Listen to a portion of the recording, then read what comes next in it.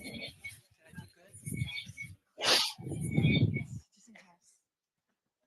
there any changes?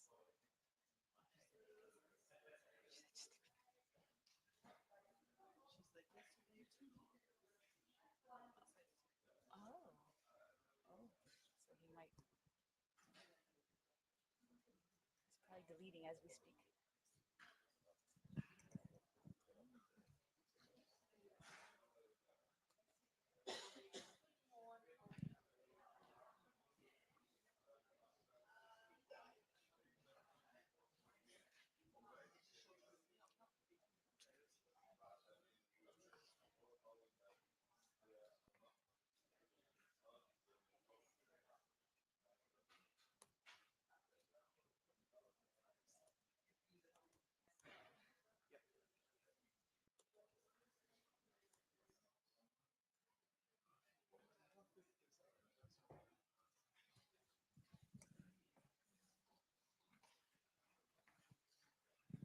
You could sit there.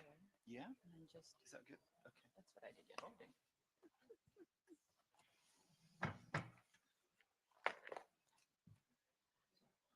Put it back. I got to enlarge it. He made 2 more changes just now, so I made the changes. Okay.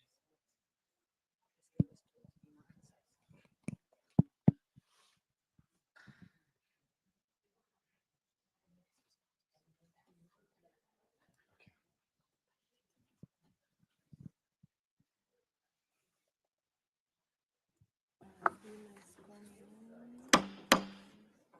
The committee will continue with agenda item 5. The floor is once again open to member of the task force for Kiribati to pose questions regarding cluster 2 to the representative of the state party and for the representative of the state party to reply to those questions. I give the floor to the Mr. Hiroshi Tamon. You have floor.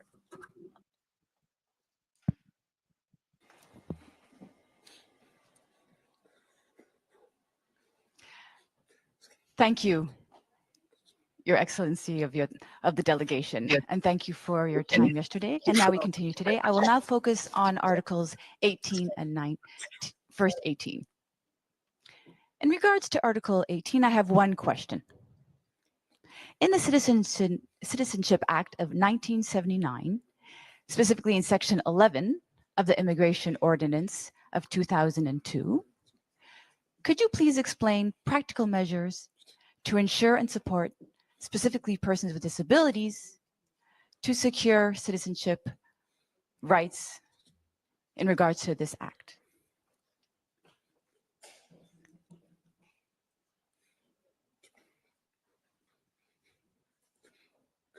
If you could please give me a concise response. And then I also have a question in regards to Article 19, in regards to living independently and being included in the committee. I have 2 questions. The first question is, could you please provide us some information on the measures that you have taken to ensure that persons with disabilities, regardless of place of residence, have access to a range of in-home, residential, and other community support services, including personal assistance, which is controlled and managed by persons with disabilities themselves and take into account their individual requirements and preferences. Secondly, could you please explain the measures that are taken to increase the awareness of persons with disabilities about the availability of support and services? Thank you. Thank you so much. I would like to invite the delegation of the Kiribati.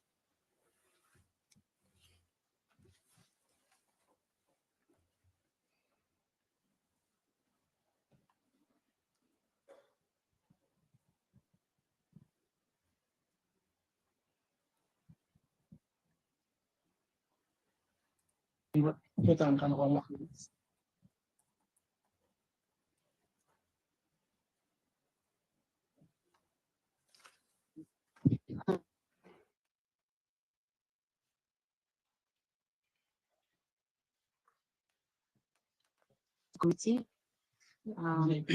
I would like to answer.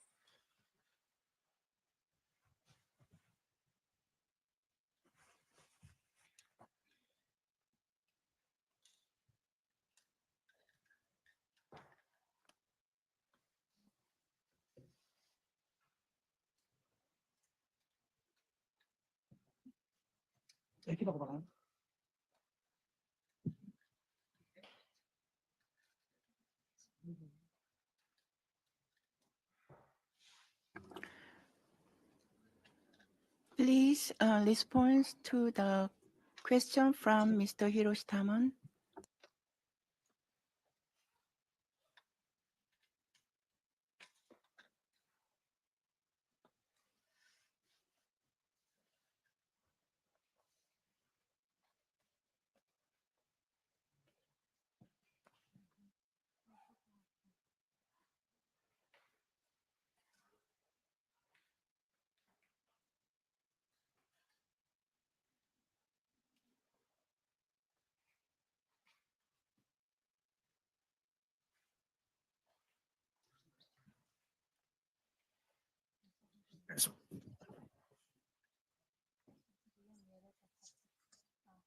Um, apologize. I lost connection with my Mic.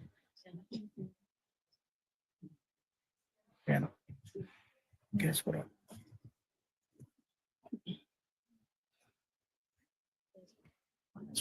Okay. I would like to answer the question in regards to Article 19. That is living independently and being included in the community. Measures that were taken to promote independent living and home residential, if that's correct. Oh, recently, we have a new initiative that will be implemented later this year that we will promote inclusion of persons with disability allowance home delivery.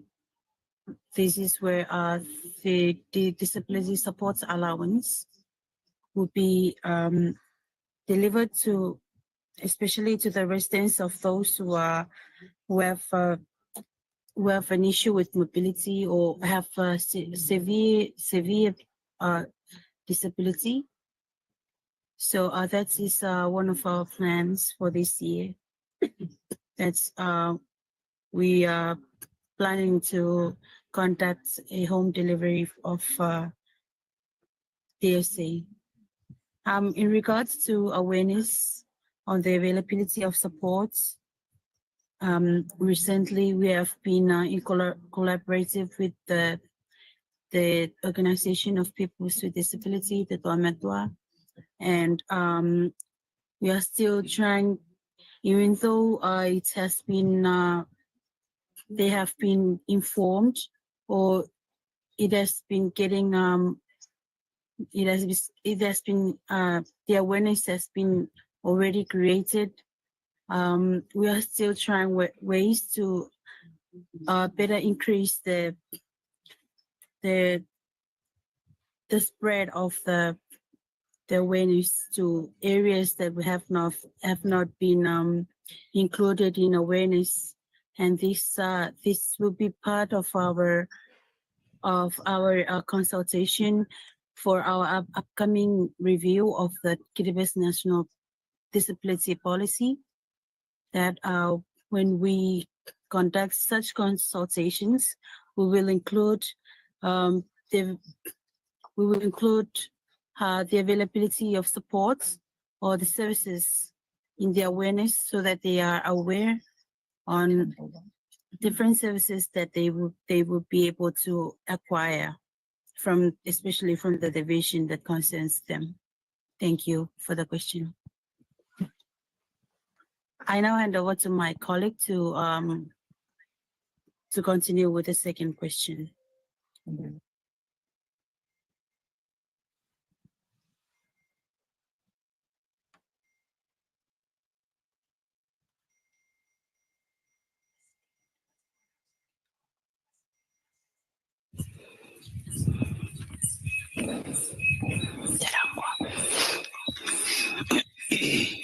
Melody.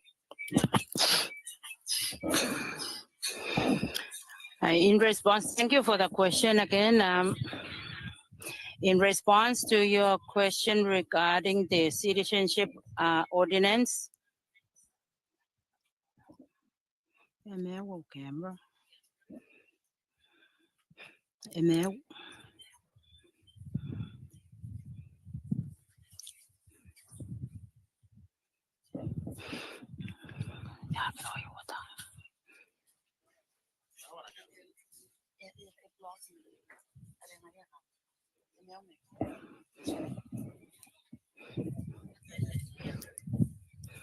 Hello, hello.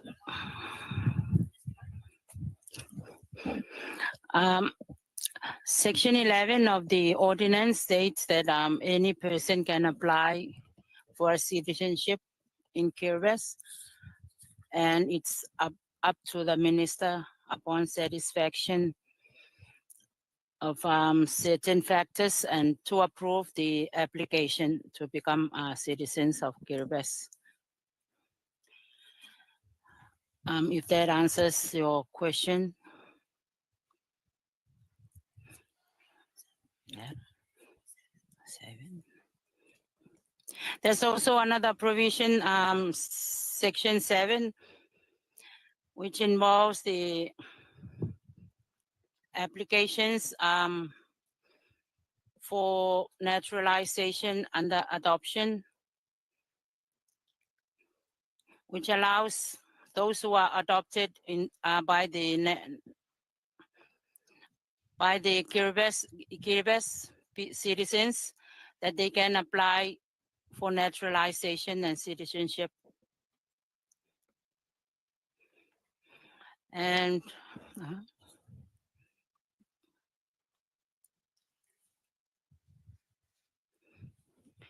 and there's one subsection E D that prevented an applicant could be prevented by physical or mental disability, or is unable to speak or understand the Kiribati language, then his application could be declined. We need to amend that part of the ordinance to cater for CRPD provisions. Thank you.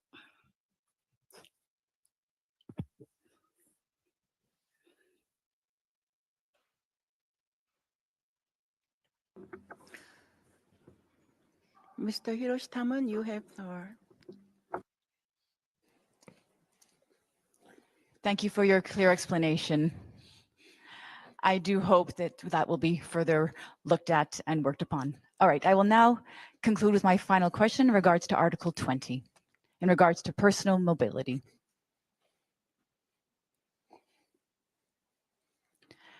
So you have provided us information on measures that have been taken to improve the public budget for supporting persons with disabilities to obtain mobility aids and devices and other technologies.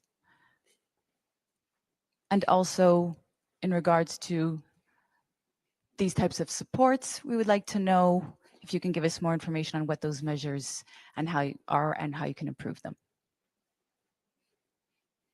So specifically, looking at assistive devices, wheelchairs. So furthermore, would you provide information on measures that have been taken to gain international cooperation in order to ensure the mobility aids, devices, and assistive technologies?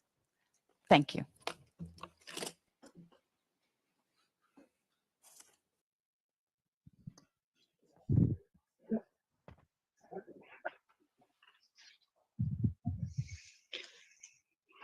Thank you for the question, Madam Committee.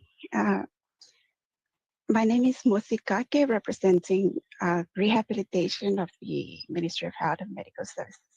And I'm happy to provide answers to the raised question.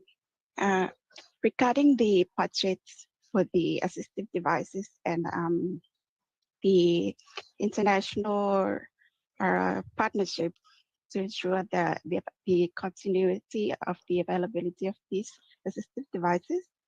That the for your update, for an update, the government have provisional budget allocation for assistive devices annually, and around $180,000 but allocated for assistive devices, including wheelchairs, walking aid, and prosthetic components. This is only 0.5% of the ministerial budget, annual budget. Because of the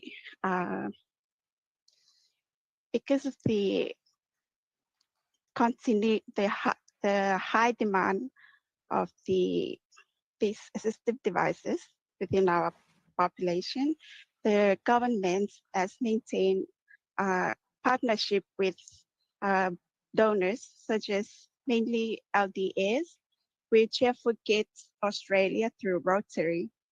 And through this partnership, the Tungara Rehabilitations, which are responsible for the provision of these assistive devices, have been able to supply, to provide around 300 plus wheelchairs annually, including around 70 plus prostheses. Thank you, Madam. Thank you so much. So, Mr. Tamon, do you have any more questions?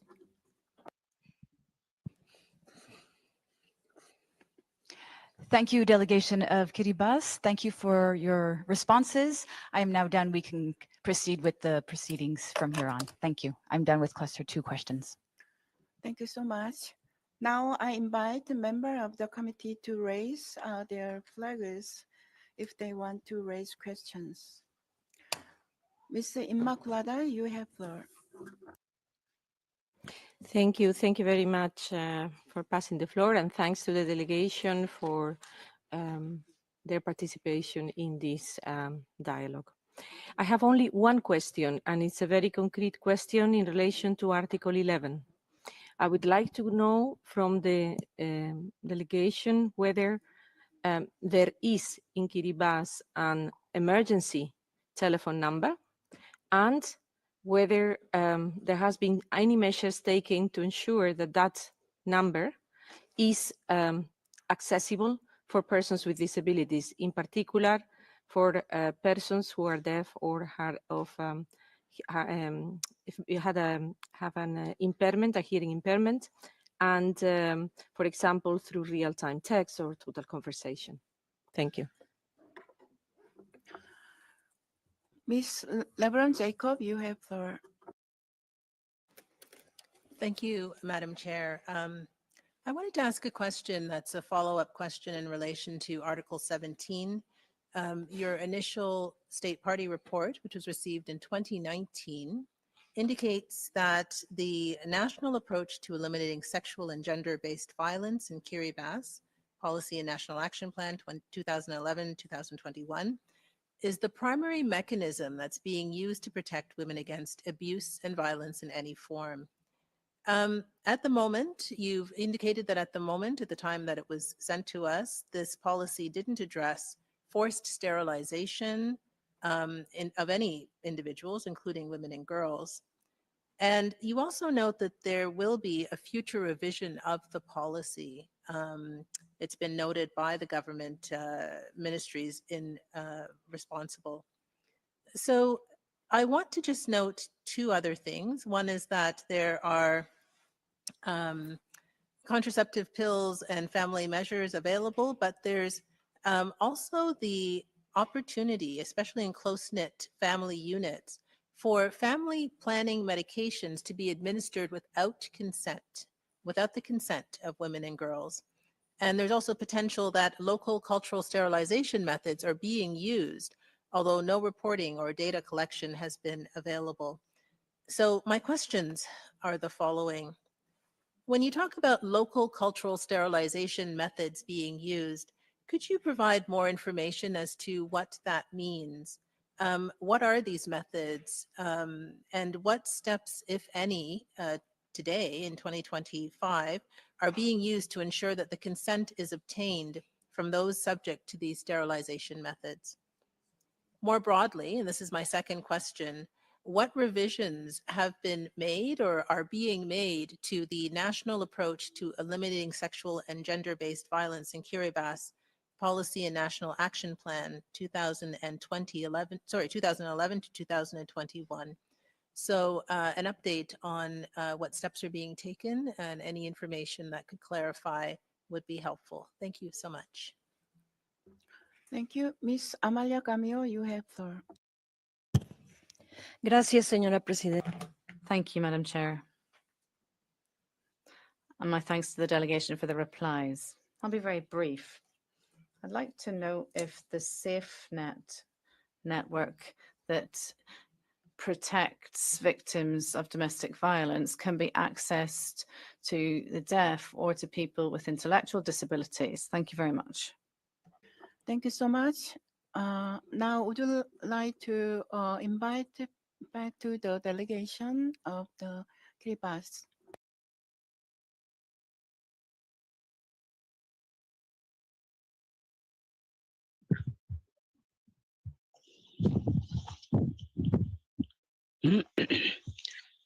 Thank you for the question.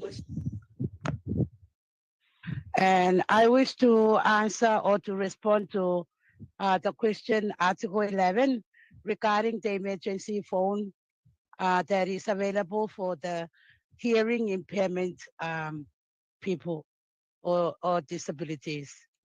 In Kiribati, these lines have been established, and there is one within the Ministry of MWISA, within social welfare for children, and those are the emergency lines. There are also some emergency lines placed within the police sector, and one is within the Kiribati, for the Kiribati Women and Children Support Center. That is an NGO.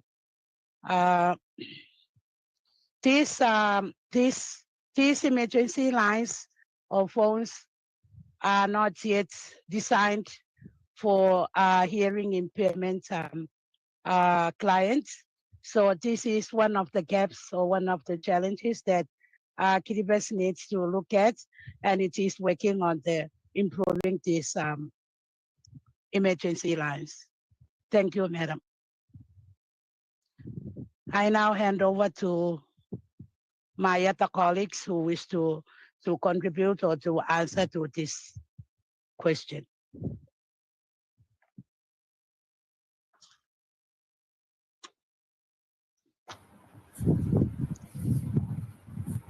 Thank you, Madam. In relation to the ESGBV policy, the Women's Development Division have revised the Eliminating Sexual and Gender-Based Violence policy in 2023, and now it is in the draft.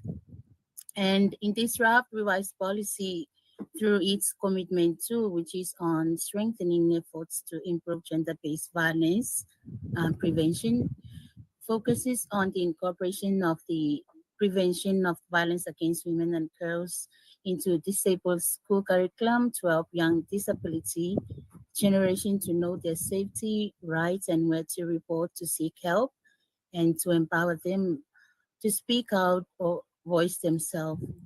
And under the same policy commitments, it also involves the Kiribati National Council of Persons with Disabilities as one of the civil society to engage with the prevention of violence against women and girls within the Kiribati context. And in addition to that, this revised draft policy also supports the advancements of engaging men and young men in the men's behavioral change program. And this will address the attitudinal barriers and assumptions about the sexuality of people with disabilities. as well as supporting the ministries to mainstream gender-based violence in their ministries, SOPs and strategic plans and other protocols. The reverse draft policy also look into the delivery of the victim management training, which also include training on dealing with victims of people with disabilities to frontline service providers or the SafeNet members, as well as delivering training to domestic violence counselors on specific skills for rape survivors.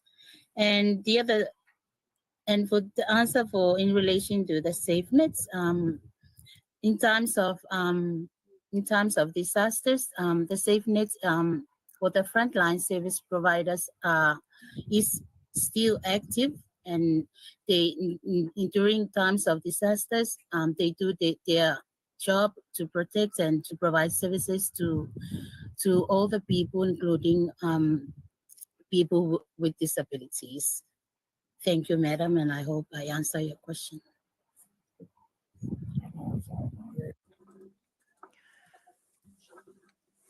Thank you so much.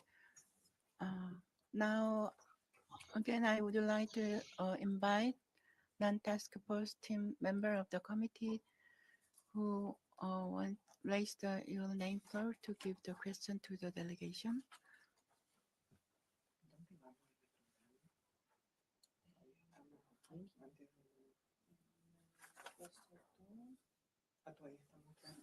I cannot see it anymore. Plug from the floor.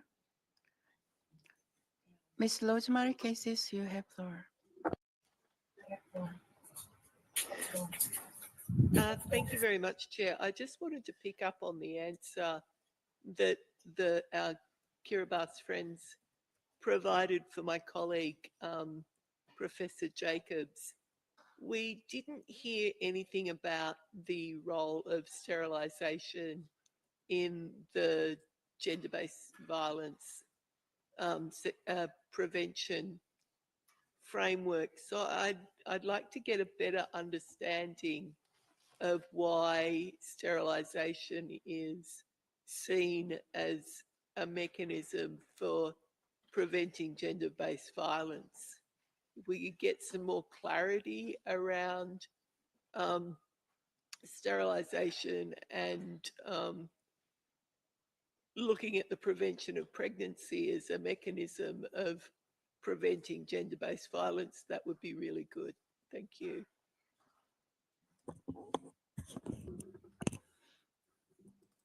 Thank you. I invite again the delegation of the Kiribati to respond.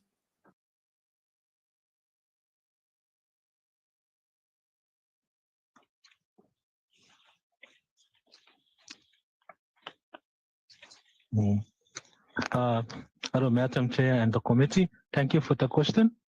I'm going to respond on some questions related to the emergency lines and what's happened to the TBV victims. So at the Ministry of Health also have emergency lines for the emergency of the two hospitals, and also we have an emergency line for mental health patients after hours. Also, in the case of the TBV, the victim always brought to emergency for medical assessment and evaluation, and the provision of the medical report if needed to the court. At the same time, the victim has provided with an emergency bill, a medication that is used to prevent pregnancy from unprotected sexual contact. Thank you, Chair.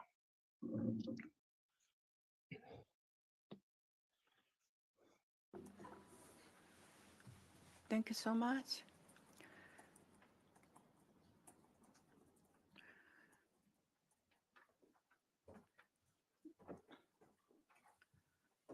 So there is no questions about the cluster 2.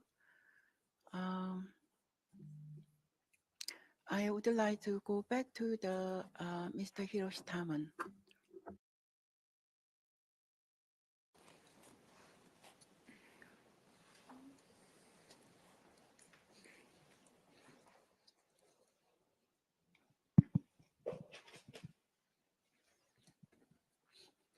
Thank you, representatives of Kiribati, for all your answers. In regards to cluster 2, we have no further questions. We can now proceed to cluster 3. Thank you for your time.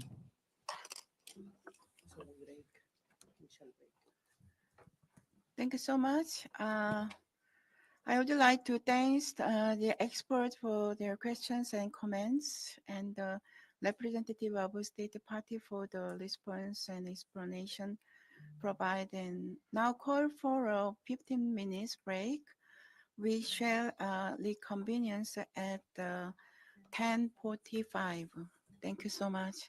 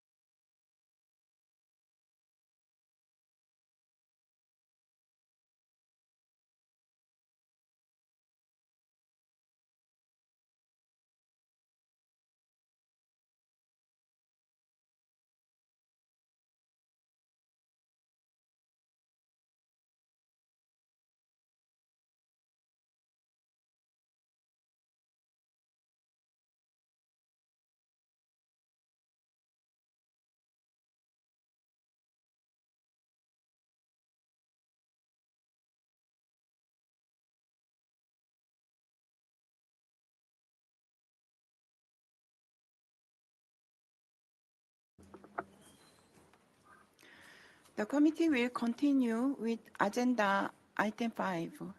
The floor is once again open to the member of the task force for Kiribati to pose questions regarding Cluster 3.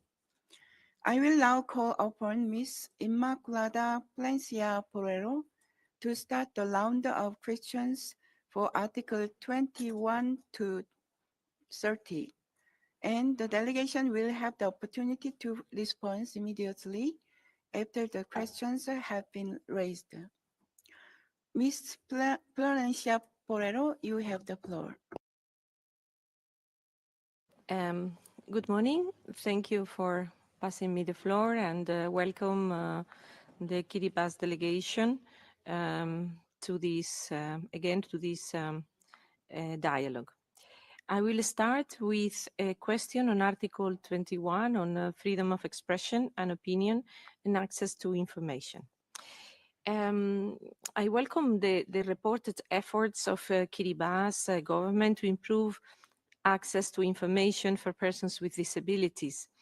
But I was wondering whether you could elaborate on the measures to reach out to persons with disabilities in the outer islands, how they can communicate, and what opportunities are there for deaf persons and persons with intellectual disabilities to get the information and respond and reach out, especially in situations of disaster and emergency. How can they communicate with the public administration and present their views in public? What measures are taken to that effect?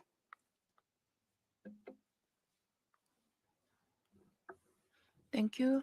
Now I invite the delegation of the Kiribati to respond.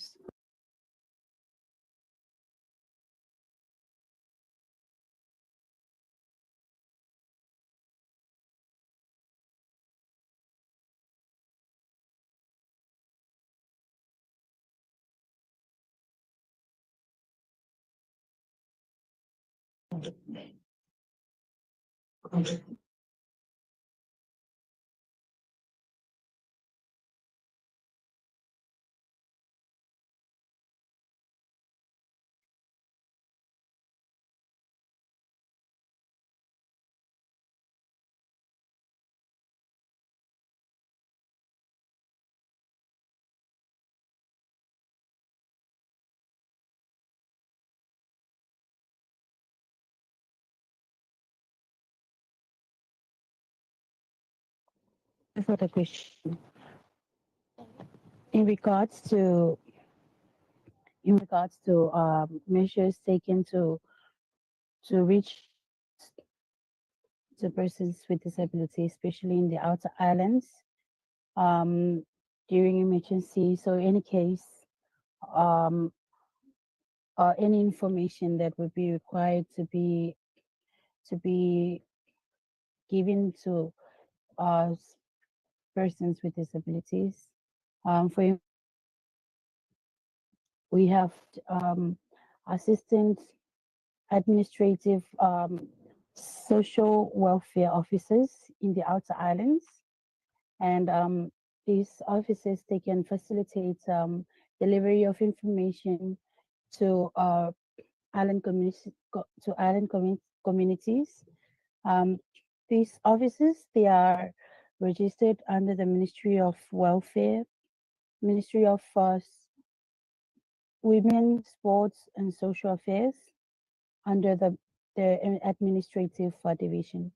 They work as the focal points of the ministry in the outer islands, and they are the ones whom we can rely to in case of delivery of information to the, especially to citizens of the outer islands, such as persons with disability. Other information that we are still trying to bridge the gaps in include the printing of newspapers in Braille and recording news for audio reports. However, that is one of the one of the plans that will be done by the Kiribati Kiribati Public Broadcasting Authority in case of inclusion for those who want to access to news, especially those with vision and hearing impairments. Thank you for the question.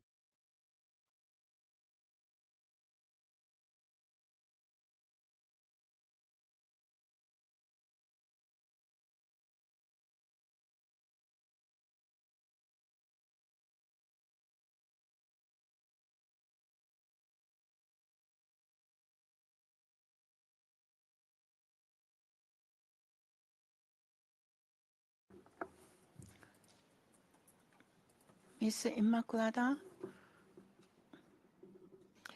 Thank you very much. I would go now to Article 22 on respect of privacy. And there I have one question. It's about how the general provision of the Kiribati Constitution concerning protection of privacy has been implemented in practice to take into account the needs and the rights of persons with disabilities.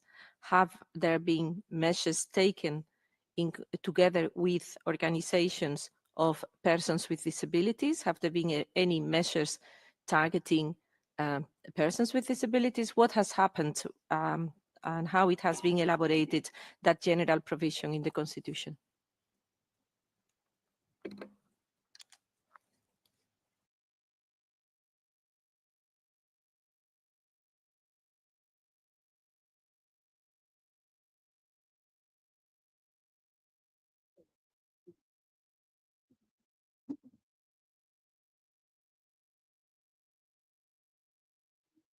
Thank you, Madam Chair, and the committee member.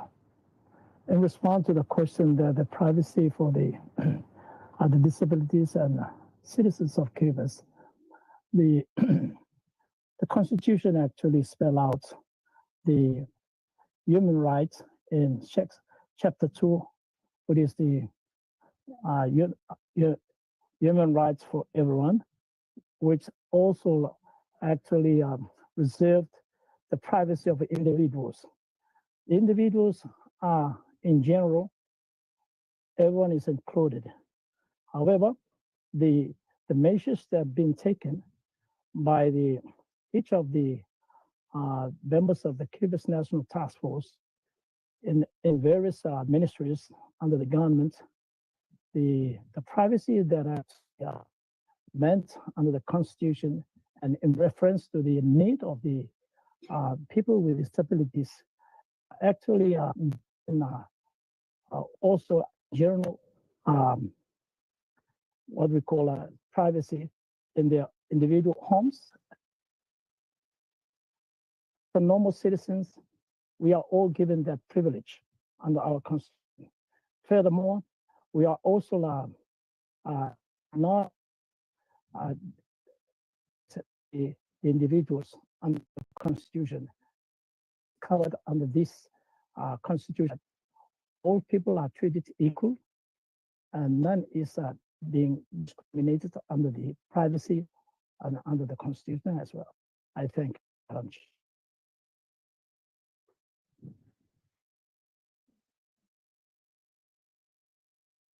Answer. I was wondering whether you could provide us with some examples of measures that are targeting to guarantee the privacy of persons with disabilities. Any example that you might be able to share that has been undertaken by the National Task Force or any of the ministries that you said they have been working on the matter. Thank you.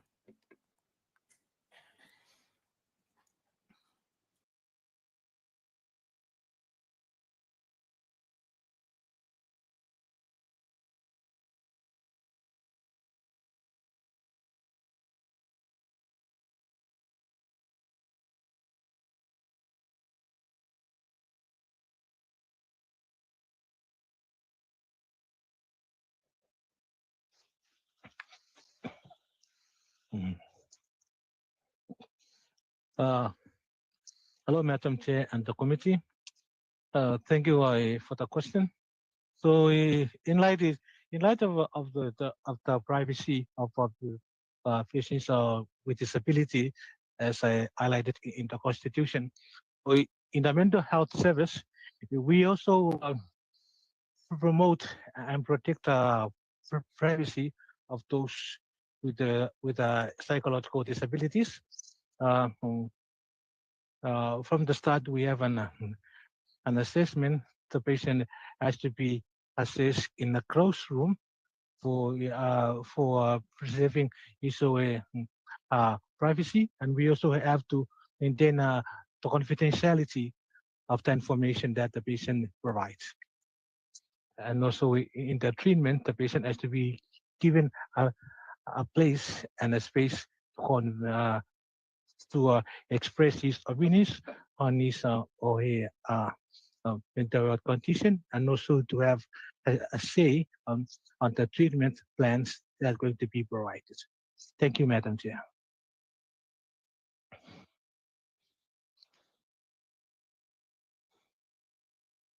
Thank you. Thank you very much for those examples.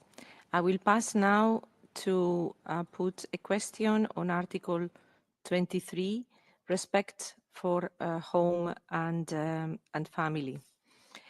I would like the state party of Kiribati to share with us what they have done in practice so that persons with disabilities are able to enjoy the recognized rights in Kiribati for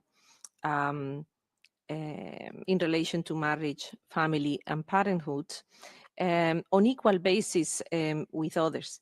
And if you could elaborate on the situation of persons with intellectual and psychosocial disabilities, how what measures are taken so that they can enjoy that right and there is no hindrance to the enjoyment of that right. So also measures in terms of supporting them would be most welcome. Thank you.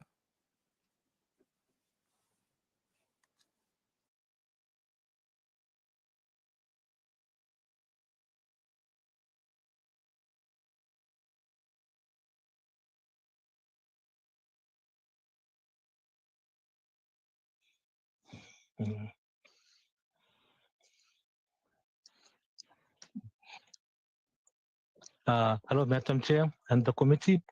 Thank you for the question. So in terms of a patient with a psychological disabilities, so there's been a debate and a discussion that for those who have a psychological disability, they might have the need for sterilization to prevent pregnancy.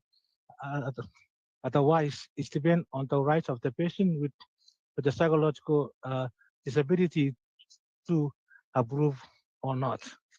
What we've been exercised that some people with disability has been having, especially the young women unmarried, and they can have pregnancy and having a kids without a husband. Otherwise, the family are more supportive and they take care of the baby until the person with disability becoming more stable and able to take. Otherwise, in some cases, the baby has to be adopted in a foster parents. Thank you, Madam Chair.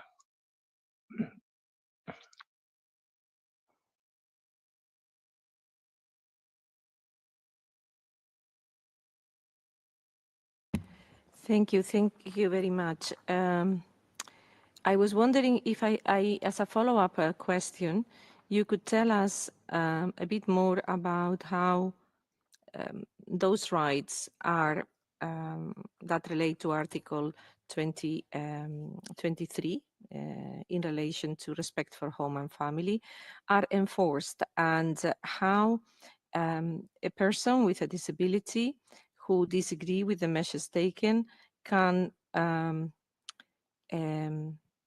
put a complaint, and what measures are there in order to consider that complaint and have a process that is disability inclusive and accessible. Thank you.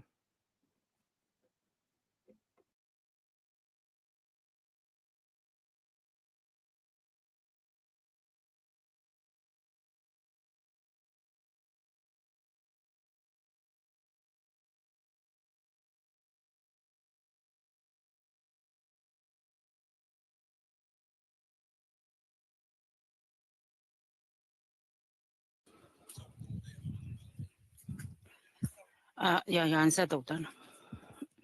Mary, in response to that question, that under the penal code, when there's an offense committed against every citizen, that includes the person with disability, often under the Family Peace Act, anyone can apply on behalf of that person, the victim, who can be the person with the disability. And the process is that they apply to the police on their behalf, and the police have to take the case to the court, file a case, and file the case in court. That's one process. Thank you.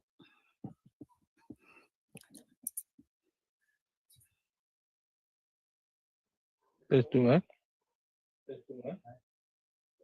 Hello, Madam Chair. Just to add on the answer. Recently, we have a young female of psychological disability has been sexually assaulted last year. The patient expressed that there's a sexual assault has been done. Despite she has a mental condition, we take a complaint seriously. We do a physical examination, and we confirm that there is a sexual assault has been done. We do examination, we send samples, and we refer to the case for the gynecology for further examination. Otherwise, the Department of Mental Health and the family will also lodge a complaint to the police department, and the case has been ongoing with the police now. Thank you, Madam.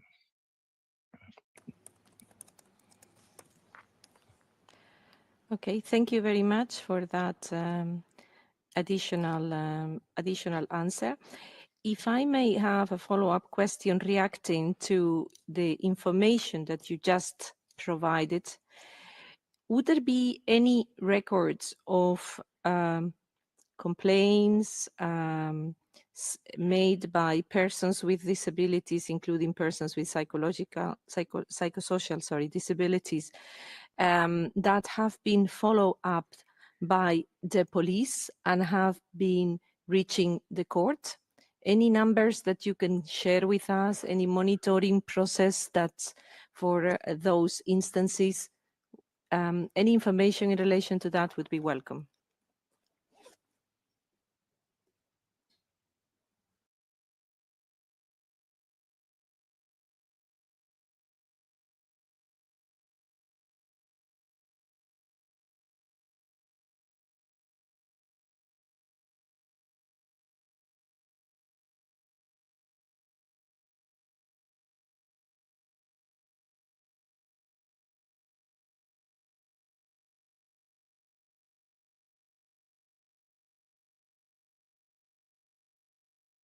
Information, I would welcome then that the state party just indicates that they do not have that information.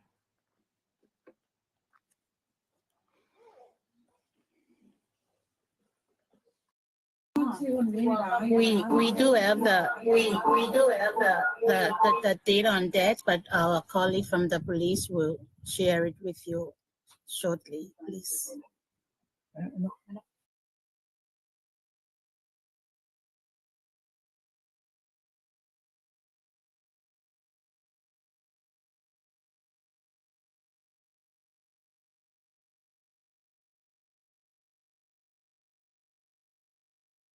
Okay, then I will pass to questions in relation to Article 24 on education. And once more, we welcome the efforts undertaken by Kiribati to advance in the provision of inclusive education at all levels, also for persons with disabilities. But I was wondering whether you could reflect what can be done to transition from special schools towards more inclusive quality education, and also share with us how children with disabilities could also have access to inclusive and quality education on equal basis with others. For example, provide individual support to the children and their families, provide assistive technology, make environments accessible, train teachers. How that could be also improved, in particular for children living in the outer islands, and whether you have also monitor and follow up on the educational attainment of each of these children with disabilities.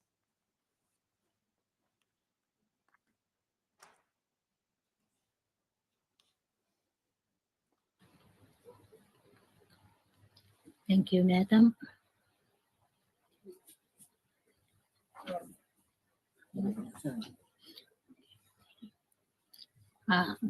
This is the annual from the Ministry of Education through the Inclusive Education Division.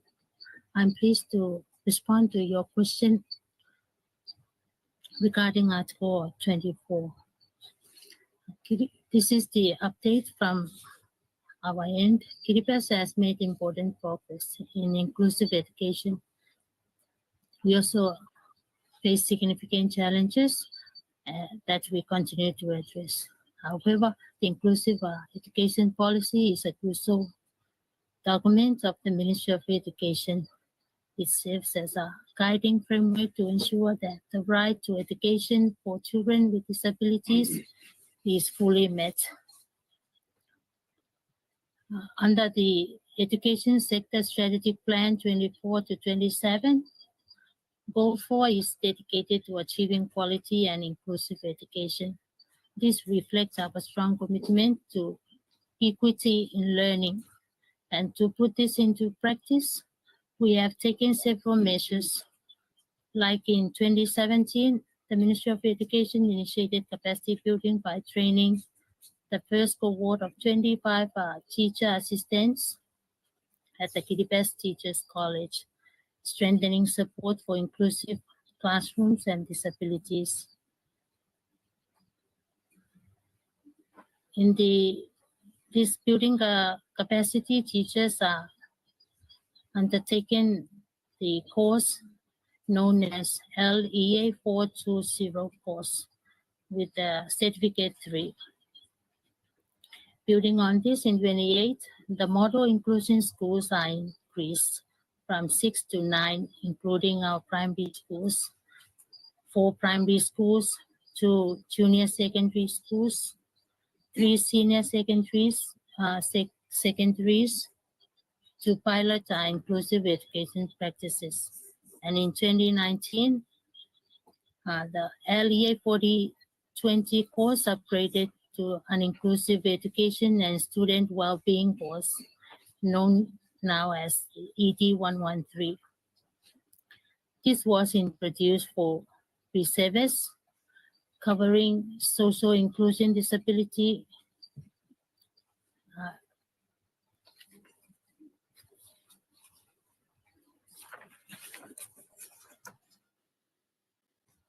inclusion and disability inclusion. This course includes disability teacher guide developed by the Inclusive Education Division with the help of the DFAT from Australia. And following that, it's become a compulsory course for all teachers. Existing teachers who haven't done this have to do it on their base. We provide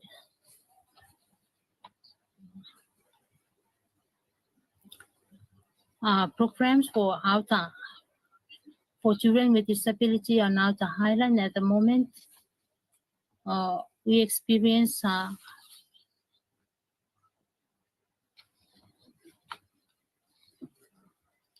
disadvantages, including human resources that we don't have now, the inclusion education on Outer Highland.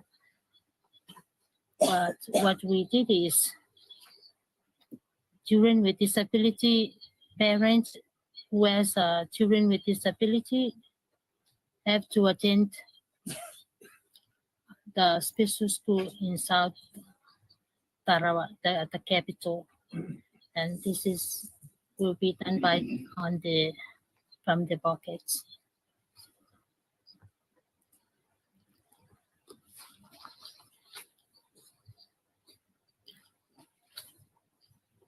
I thank you, Madam Chair.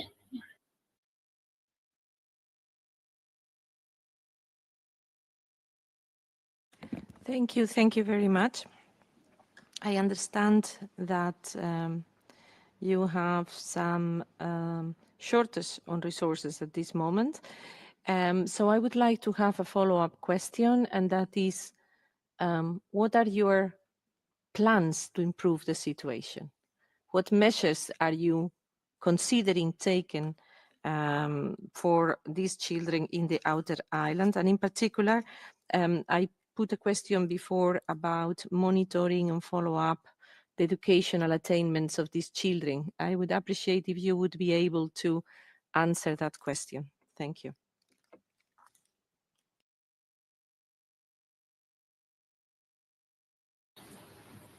Thank you for the question. Following question.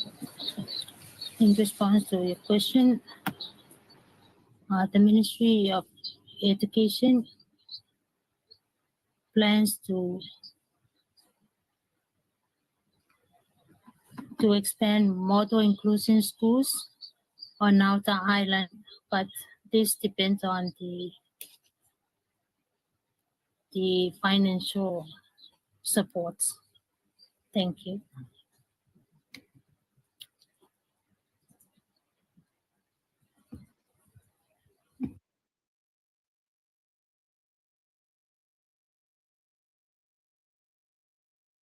Okay, thank you very much for that answer. I take that there is no monitoring on the individual attainments of each children with disabilities living in outer islands. I pass now to Article 25 on health. And again, I am curious about how the right of persons with psychosocial disabilities to access healthcare on equal basis with others is guaranteed. Could you please describe the steps undertaken and the progress achieved to implement the recommendations of the legislative review related to the health services and mental health laws to be aligned with the CRPD? In developing measures to guarantee the rights of persons with disabilities to access healthcare on equal basis with others, how are persons with disabilities, and in particular those with psychosocial disabilities, and the representative organizations involved? How can those persons with disabilities living in the outer islands have access to healthcare services on equal basis with others? Thank you. I look forward to your answer.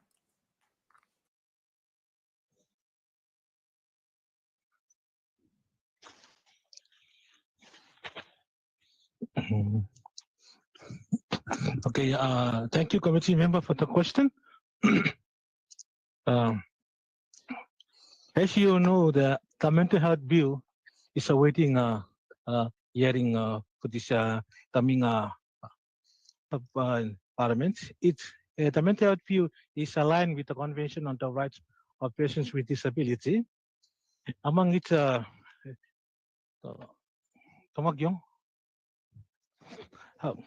among its 16 objectives, the bill aims to respect, promote, and protect the human rights of persons with mental health conditions and psychological disabilities, and to guarantee equality before the law and promote compliance with the CRPD, including a provision for supported decision-making in mental health care, protection from cruel, inhumane, and degradating treatments. So what we have been done, the mental health as the Ministry of Health and Medical Services has recently launched the National Health Strategic Plan 2024 to 27 to improve the healthcare services and access to people who are living on the outer islands and also with people with disability. The Ministry of Health and Medical Services established a multidisciplinary mobile medical team last year, which consists of 1 to 2 specialists and reps from each departments and sections to improve the delivery of the comprehensive medical services. Which include mental health specialists, and they conduct assessment, care, and treatment of all medical conditions, including mental health conditions, to the person with disability and everyone living on the outer islands. This medical mobile team has been deployed to 3 islands since last year. We also have the mental health department as also has its own outreach team with the contacts to 3 visits every year. In this outreach program, the team went out and provided a mental health screening, awareness, and management activities to cases that need medication and treatments. Thank you, Madam Chair.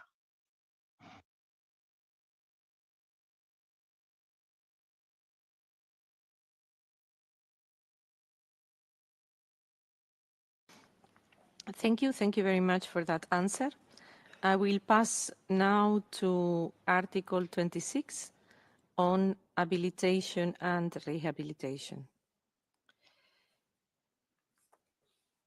I have one question there, and it is whether there are any plans to step up the availability of habilitation and rehabilitation services in Kiribati, and especially in the outer islands, and in particular to improve the availability and affordability of assistive technologies, including not only the purchasing of the devices, but support for their use, training, and repair.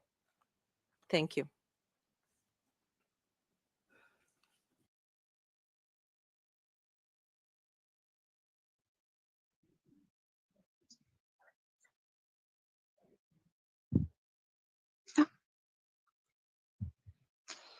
Thank you once again for your question, madam. And I would like to give an update of what of the progress is so far for the habilitation and rehabilitation. There has been a lot of measures taken to improve habilitation and rehabilitation in Kiribati for the persons with disabilities. One such achievement is the decentralization of the services to the Christmas Island, that is to cater for the needs for the persons with disabilities needing these remote islands, the Line and Phoenix Islands. The Tungara Rehabilitation has established a rehab center there with one prosthetist and orthotist being deployed there since 2019. And there has been progress of trying to fully establish the building, and we have managed to successfully procure equipment, especially prosthetic equipment for this branch, and we're awaiting now the staffing is now awaiting housing, availability of the housing for them to relocate and provide services for the people there. In terms of assistive devices, they're noting the challenges, especially with storage.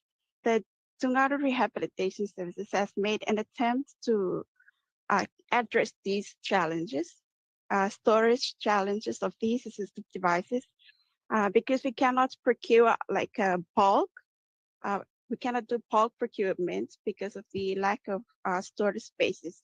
We have experienced lately with donations, especially wheelchair for kids donations. A lot of them have been worn out and cannot be supplied cannot be provided because they're been affected by the condition in which they are being stored, improper storage. So the attempt has been made to and be working with the partners to provide to procure containers and to work with their partners, our donor partners, to well equip the storage storage containers for the procurement and stock of the assistive devices. In terms of capacity building, the Tungaro Rehabilitation Services have managed to train staff. Almost all of the rehabilitation staff have undergone trainings in basic wheelchair trainings. The recent one being held in the earlier this year with the assistance of LDS wheelchair experts coming from the US. And we also have two rehab staff trained, having formal trainings on intermediate wheelchair. And these staffs have been providing informal in-house training to our wheelchair technicians, and they are now able to provide intermediate wheelchair services. I hope that answers your question, madam. Thank you. Thank you very much. That answers indeed the question in relation to certain type of assistive technology. I understand that your answer has been concentrated on prosthetics, wheelchairs, so assistive technology that takes space and relates to persons with some physical and mobility-related disabilities. Could you please elaborate and provide the same similar information in relation to assistive technology that does not take space, so you will not have the challenge of storage capacity, such as screen readers for blind persons, hearing aids, also any forms of alternative and augmentative communication for persons with intellectual or speech-related disabilities. I would like to know what is the situation with those assistive technology, also in terms of availability, affordability, training, support, repair, and so forth. Thank you.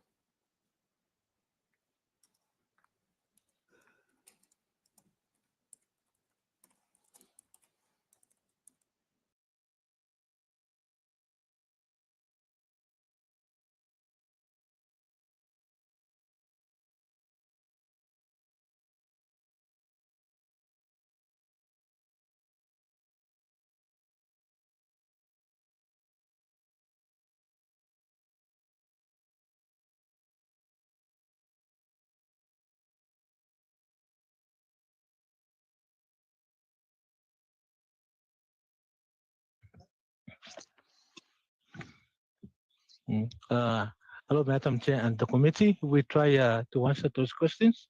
So the Ministry of Health also provides hearing aids. Most of the things are donated or provided by the visiting teams.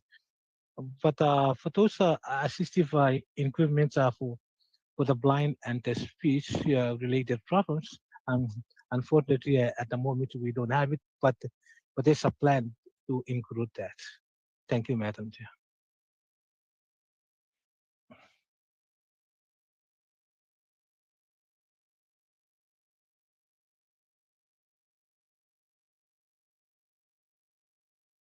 you very much for that clear answer, and we look forward to see how those plans evolved.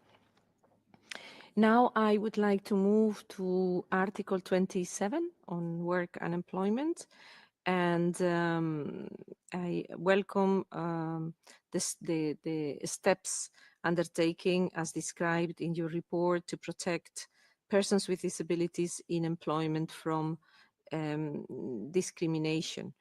But could you please explain in the area of employment, could you please explain how the related legislation is aligned with the CRPD and how it is informed? In particular, how can a person with a disability in employment require the right to get reasonable accommodation, and who and how reasonable accommodation is implemented? This includes not only the private, but also in the public sector, whether you employ persons with disabilities. In addition, what measures are undertaken and planned to improve the low employment rates of persons with disabilities in the open labor market, but also, again, in the public administrations? Thank you. And I thank for the availability of those figures that allow us to get a better picture of the situation. Very important.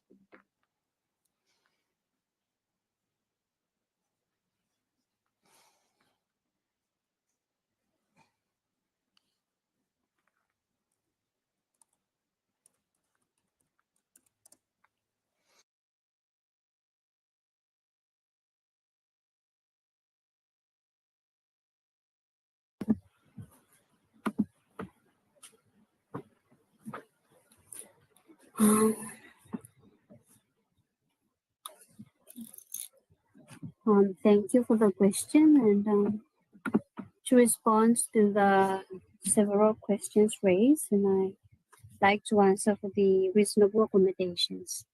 So, in regards to reasonable accommodations available at the public and private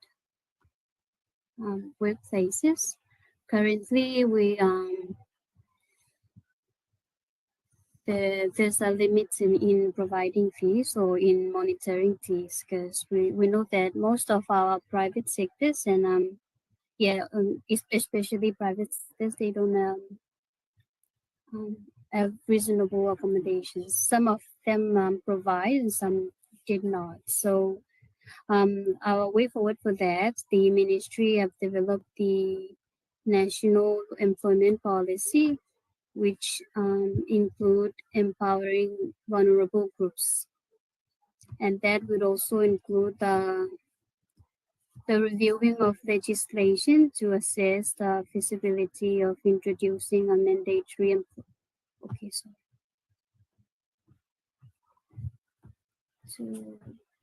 for building codes, and that would to review the national building codes, and that would it relates to the private and public sectors. So yeah, for now we are working on the employment policy to accommodate this, especially the reasonable accommodations.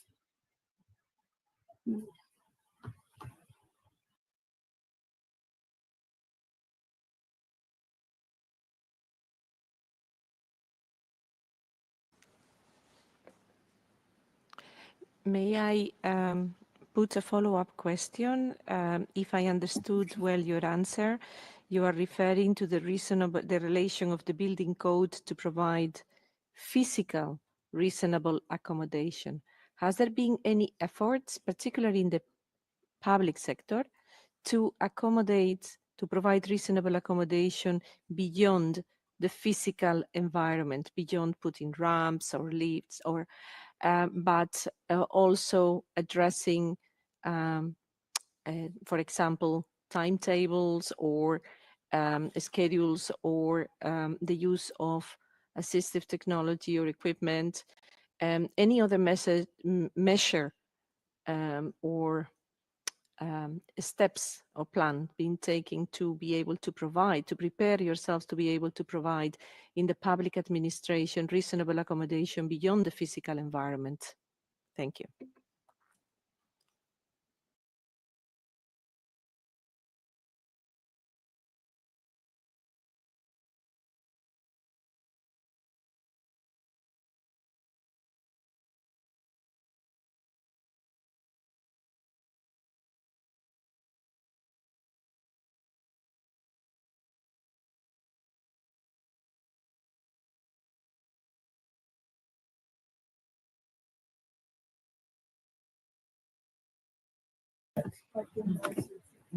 Okay, so thank you for the questions.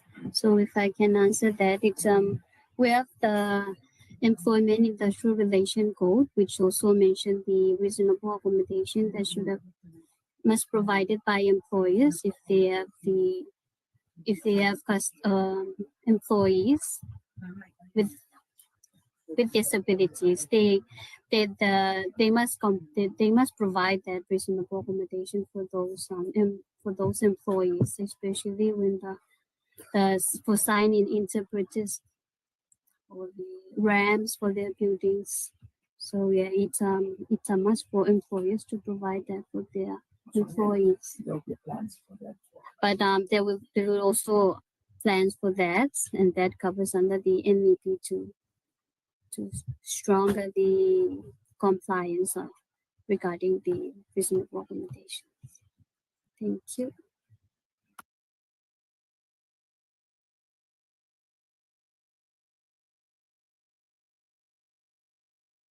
So thank you very much for that additional information. I will go now to Article 28 on adequate standard of living. I would like to start by thanking the state of Kiribati for recognition in the report, having clarity in the report towards us of the vulnerability of persons with disabilities to extreme deprivation. In the report, there is a commitment to, and I quote, incrementally and substantially develop social protection and poverty alleviation strategies for persons with disabilities. Could you please share with us the steps undertaken to that end, the measures adopted, and the results achieved in terms of improvements, including for covering extra costs associated to disabilities?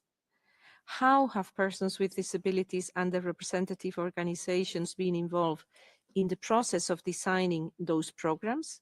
This is another question. If this is work in progress, could you please share who they are being involved and how in terms of the involvement of persons with disabilities? And please, addressing the disability assessment process, could you elaborate a little bit on the process and the qualifications of the professionals that undertake such an assessment? That is, I understand, a gateway to get support for social protection measures. Thank you.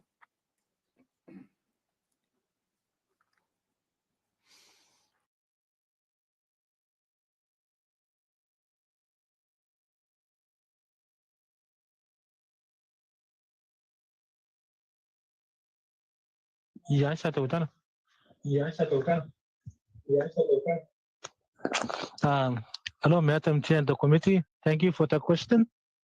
So, in terms of the social protection and alleviation of the poverty, in relation with the people with psychological disabilities, there is a scheme that provide financial assistance. We call it disability supporting allowance, and these allowance are provided on a monthly basis to those who have disabilities, including the psychological disability, physical disability, and other forms of disabilities. How do we assess this? If the person concluded to have a psychological disability and has been treated under the mental health department, if it reaches at least 6 months of treatment or the condition will go beyond 6 months, and the mental health condition is affecting his life, daily life that he cannot find jobs, then the person is eligible to have the disability allowance. Thank you, Madam Chair. If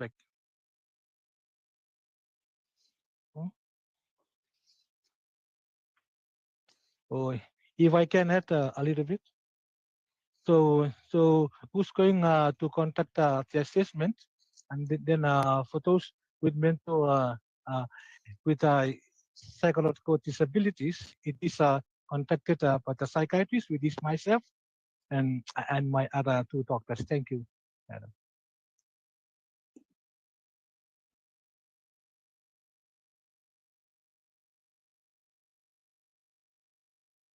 Thank you very much for that answer. Thank you very much for that answer. We're getting an echo. Yes, I have, if you allow me, two follow-up questions.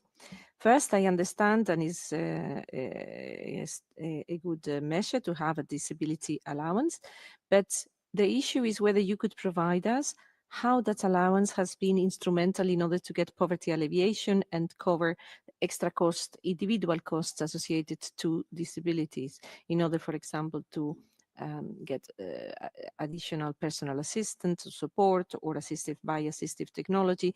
Is there any follow monitoring measures in order to see the impact that those disability allowances are having on individuals with disabilities? And in relation to your answer related to psychosocial disabilities and being done by psychiatrics experts, is there any multidisciplinary team involved in the assessment of disability beyond medical professions?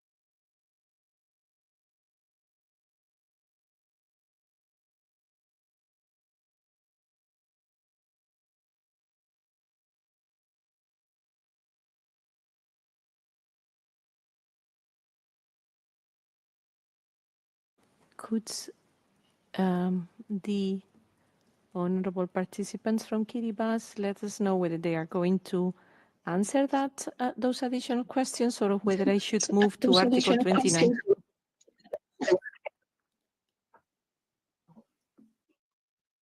Yes, Madam Chair.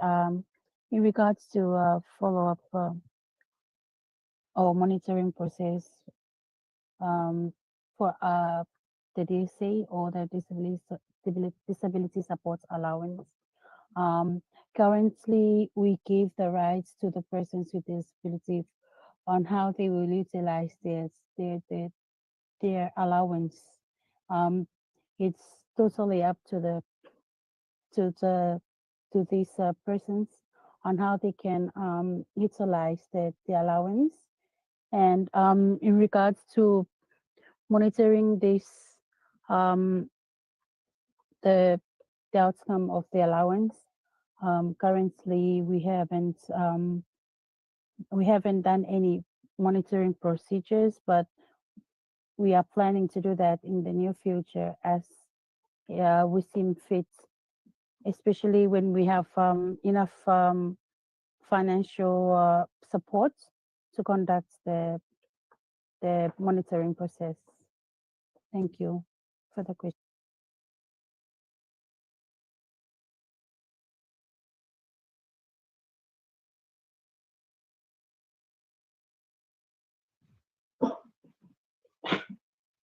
Will you answer also on the question of the disability assessment team? Is that beyond medical professions? So social workers, occupational therapies. No. If not, I will pass to the questions in relation to Article 29, participation in political and public life. I was wondering whether you could share with us your plans to remove the barriers faced by persons with disabilities when voting. Those barriers have been reported by persons with disabilities. For example, are you planning and taking steps to improve accessibility of polling stations and of the information?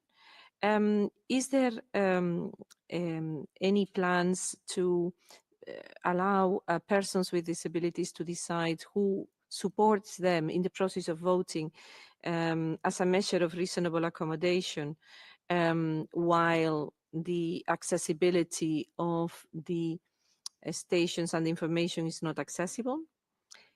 I was wondering also whether there are any limitations to the right to vote in Kiribati in particular for persons with intellectual or psychosocial disabilities, and what steps have you undertaken to implement the recommendations of the legislative review to better align the election rules to the CRPD?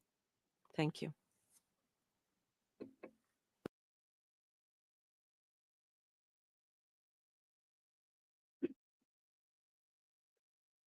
For the question, for information in regards to the rights of persons with disability to voting, the Electoral Commission in Kiribati provide essential services to ensure the integrity and transparency of electoral process. For information, we have conducted a accessible and disability friendly election. This is one of the approach that has been initiated last year during the presidential and national election. This approach have been implemented to ensure and improve the participation of persons with disabilities in the voting process, and also to have an equal opportunity to exercise their rights to vote. If that's answer your questions, thank you. In regards to, sorry, to add on, in regards to those who are, especially those who have unable to vote, they are also given a right to vote through a next kin or a next kin assistance who can vote on their behalf. However, they have to be present during the voting process. I hope that answers your questions. Thank you.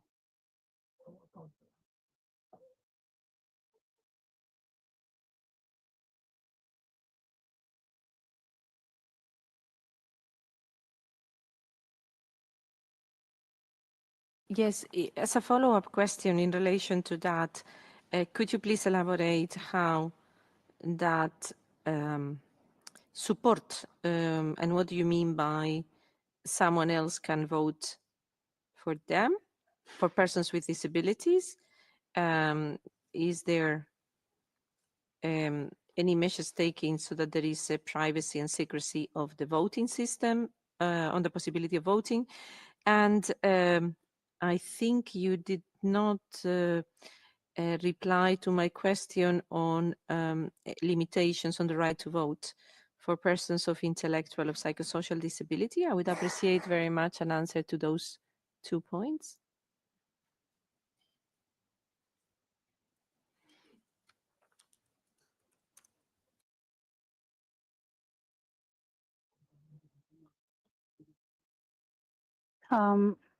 Thank you for the follow-up question. In regards to improving the system for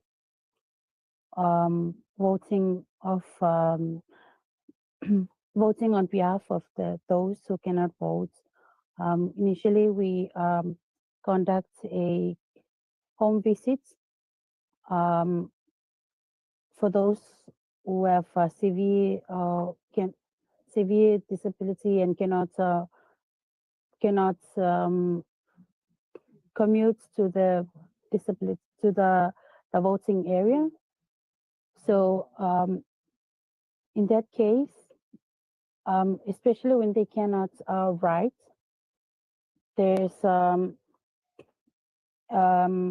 we have provided especially a legal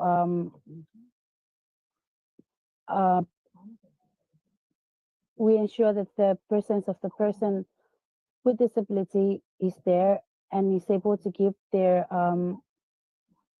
consent on whom to vote and who will be assisting them in voting. In regards to persons with psychosocial, the persons cannot vote unless they are in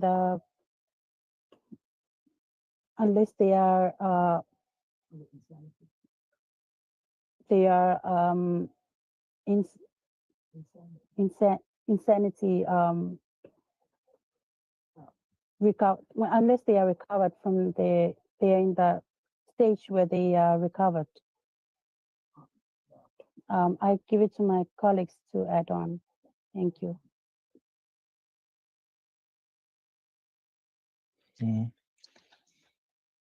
Okay, thank you to committee for the question.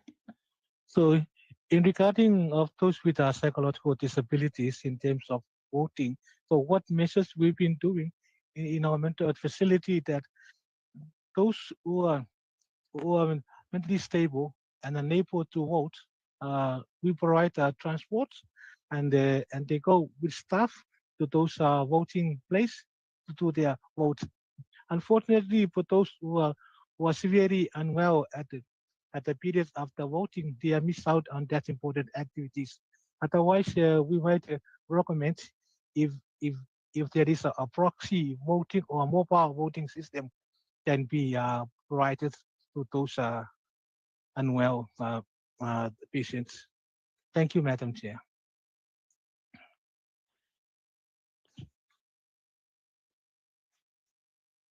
For those additional answers. And I will pass now to Article 30, participation in cultural life, recreation, leisure and sport. And I have one question there. While welcoming the steps taken to develop disability-specific initiatives related to cultural life, recreation, leisure and sport as described in your report, I was wondering whether you could elaborate on how Kiribati ensures the participation of persons with disabilities on equal basis with others with to cultural life, recreation, leisure and sport activities designed for the general population. Could you please explain? And then this is my second question on that article. Could you, in your report, you refer to the Marrakesh Treaty and steps being taken to for its ratification? Could you please explain what is the situation and in terms of ratification and implementation of the Marrakesh Treaty? Thank you.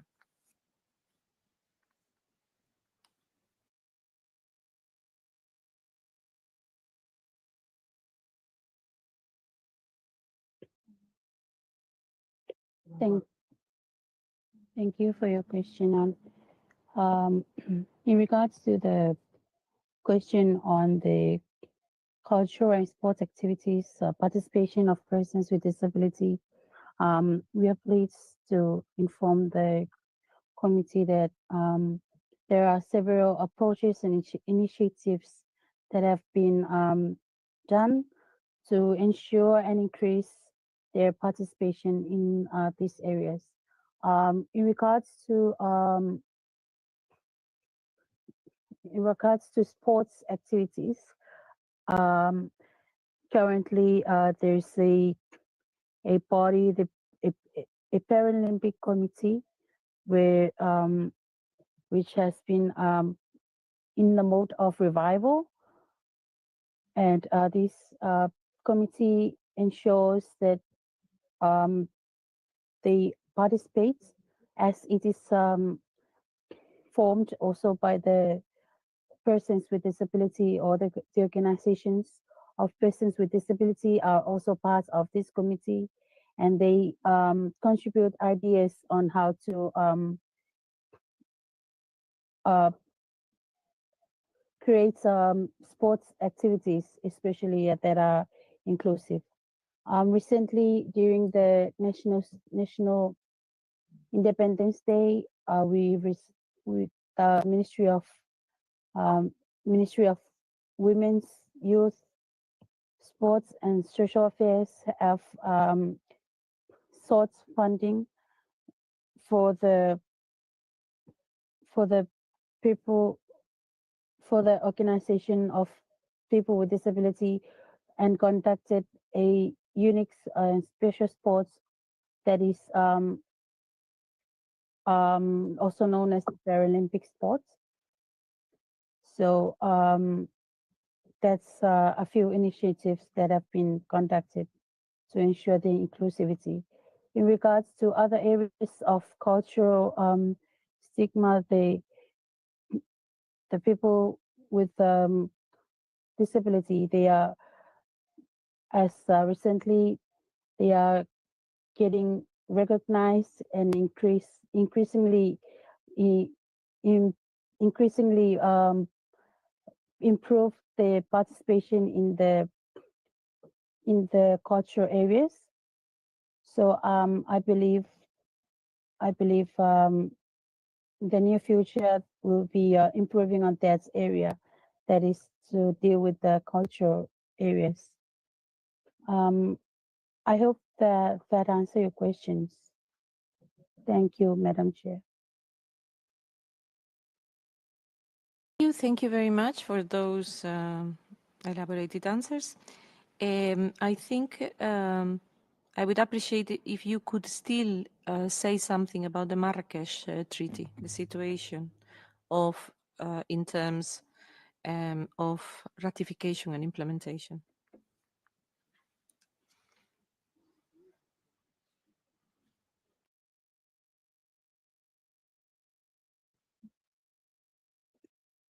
Thank you. In regards to the Marrakesh Treaty, that is still under the process of consideration by the government. Thank you for the question.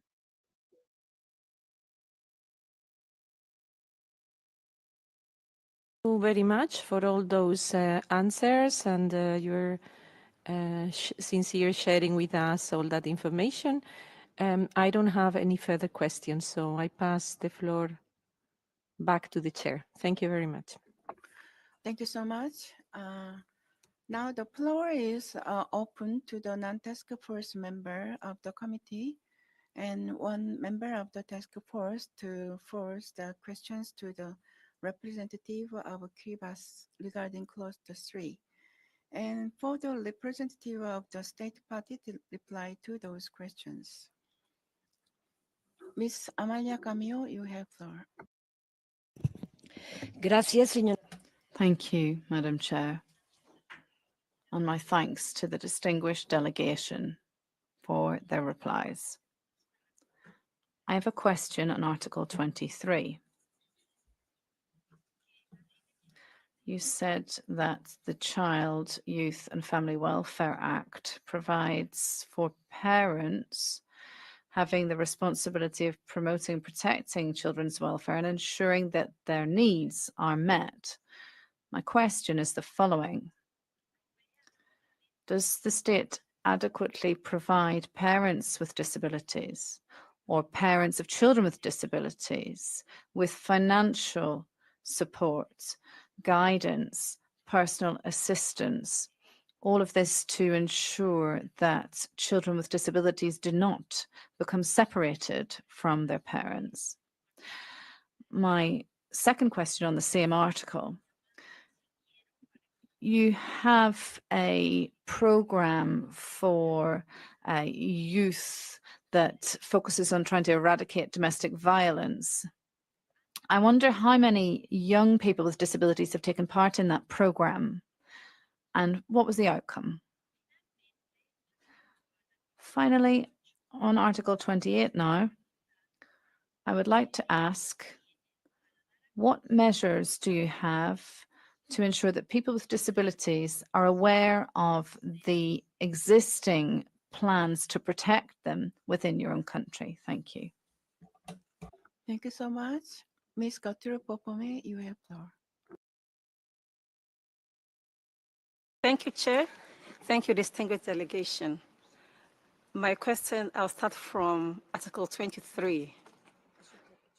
So you had explained about the situation where sometimes young persons or young girls get pregnant and then they get support from home, and when they get stable, they take care of the child. Yeah, that is probably not what we all hope for. We would have hoped that the young girl would have grown to maturity before. And so my question is, what steps are there in place for them to receive sexual and reproductive health knowledge so that they can be empowered to take care of themselves as girls and even as women? Then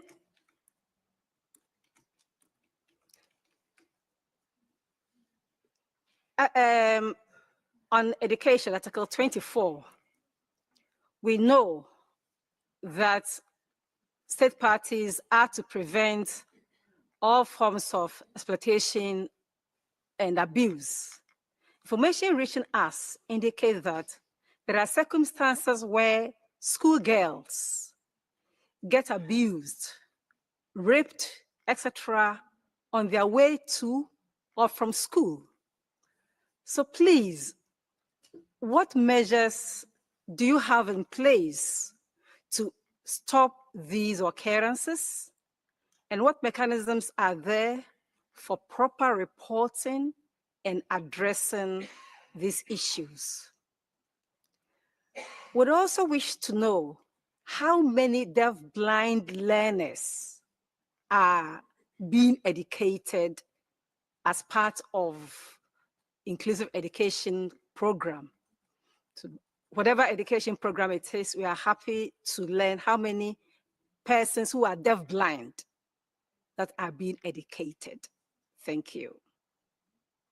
Thank you so much. Ms. Mara Gabrieli, you have the floor.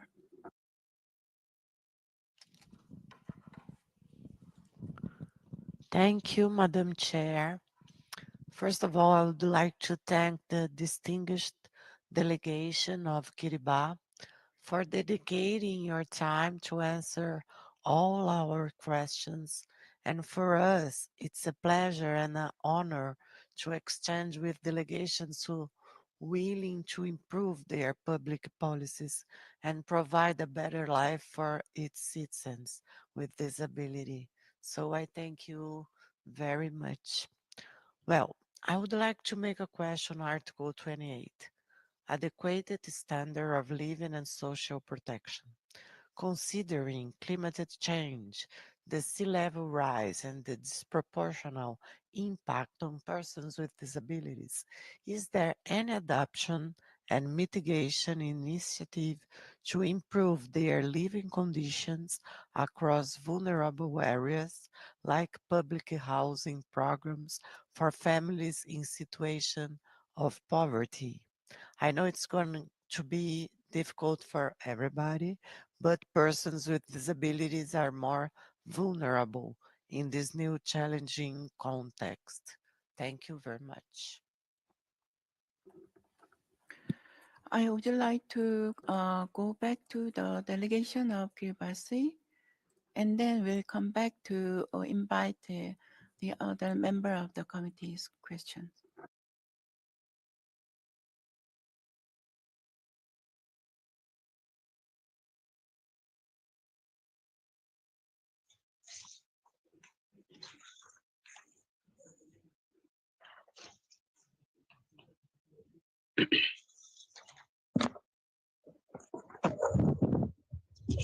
Uh, Thank you, Chair and committee members, and for the answers that have been raised. I will try to answer from what I can remember, and then I'll maybe with your approval, if you can repeat the questions that we did not catch. So,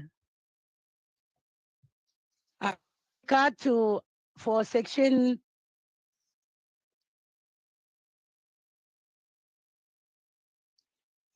for article 23 for the young persons or young girls who got pregnant, and what are the measures being taken to educate those girls. Within MWISA, there's this youth division. The program they are offering or working with at the moment is they have the SRHR, or the sexual reproduction and health, and this is the program where they visit schools for teenagers, the JSS and senior secondary schools, and they educate these students to know how to protect themselves from getting pregnant, and how to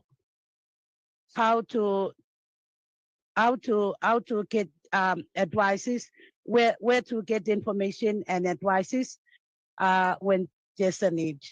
So that's what has been in place. That's what is being done at the moment to educate these girls.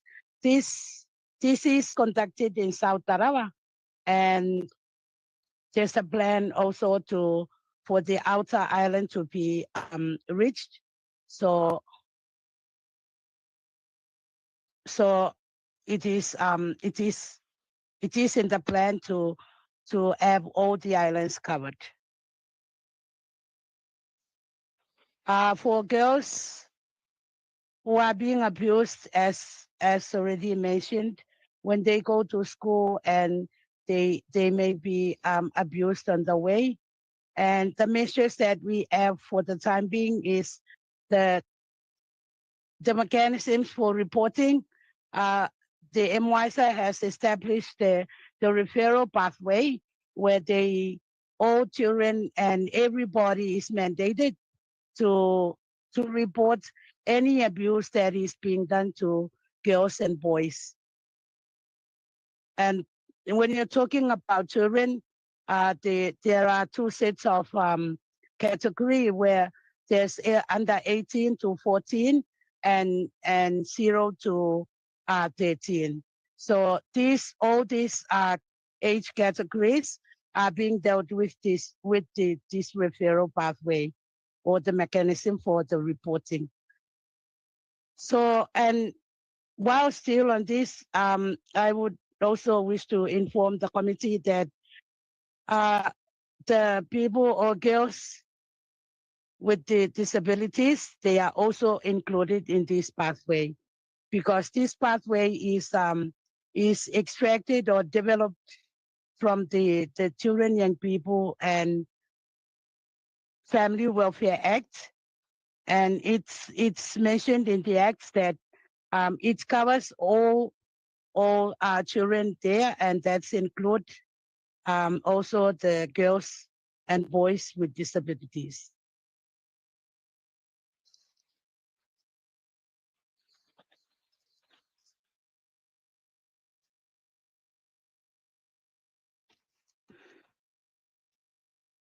Those are the answers that I can provide for the time being, and for Article 23, I kind of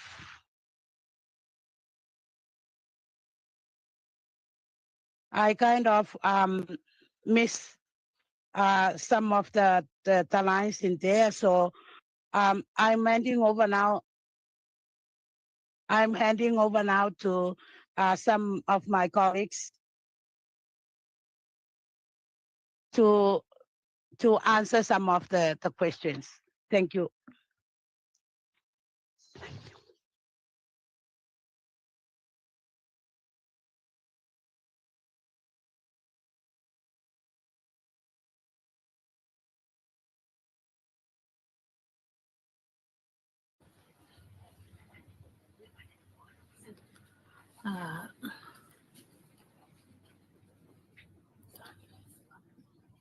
Thank you. I just want to add on with what the Ministry of Women's, my colleague has already shared regarding young girls at in the education sector. I'm pleased to update you that we have a program in partnership with Ministry of Women, Youth, Sports and Social Affairs. And this program, we call it Gender Equality Advocates. This program acts as role models for other students by promoting gender equality and positive and respectful behaviors, and contribute to the development of safe learning environments via activities implemented in each the junior secondary schools. And this also have been rolled out throughout the Highland, and it's ongoing now. We have 6 outer islands for your update. Thank you. I just and pass on to my colleague for the addition. Thank you.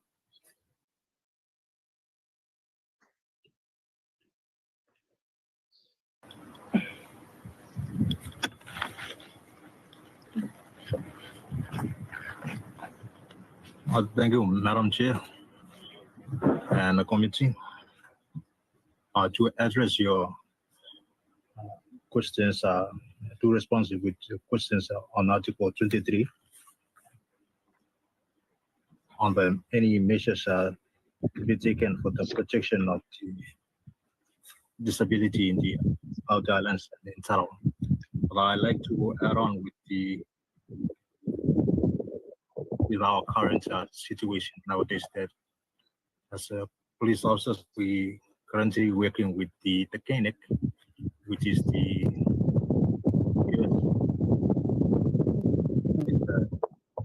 US National Expert Group.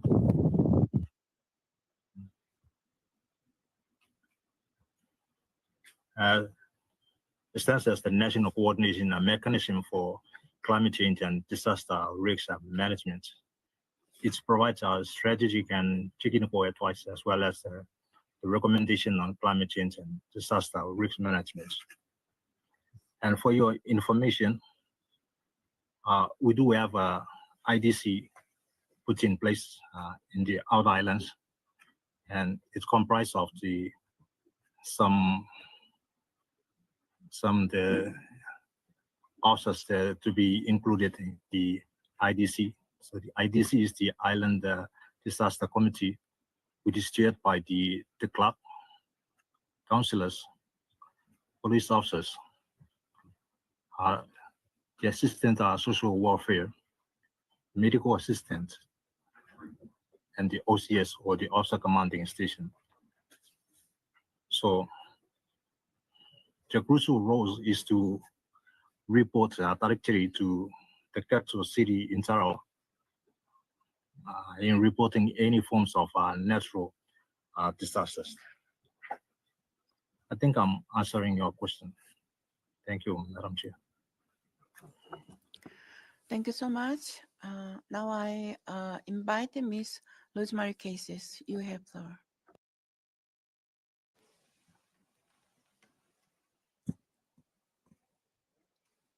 Thank you very much, Chair. I'd like to ask our colleagues from Kiribati a couple of questions, one on 24 and one on 26, just to follow up from the responses that have been given. So in regard to Article 24, I understand there's currently discussions underway regarding the special school being registered by the government. So bringing the special school into the Department of Education under the government authority. Can you provide information on this? And also, could you clarify if this is about a transition plan to incorporate the expertise from the special school and transferring it into model inclusive schools, including on the outer islands? And in relation to Article 26 around assistive devices, I understand that these are part of your rehabilitation services. Are they available to people with disabilities who are not within the rehabilitation service? For example, for people with disability whose medical situation is stable, who need to either update or replace or even repair their assistive devices, but do not need further rehabilitation services, can they access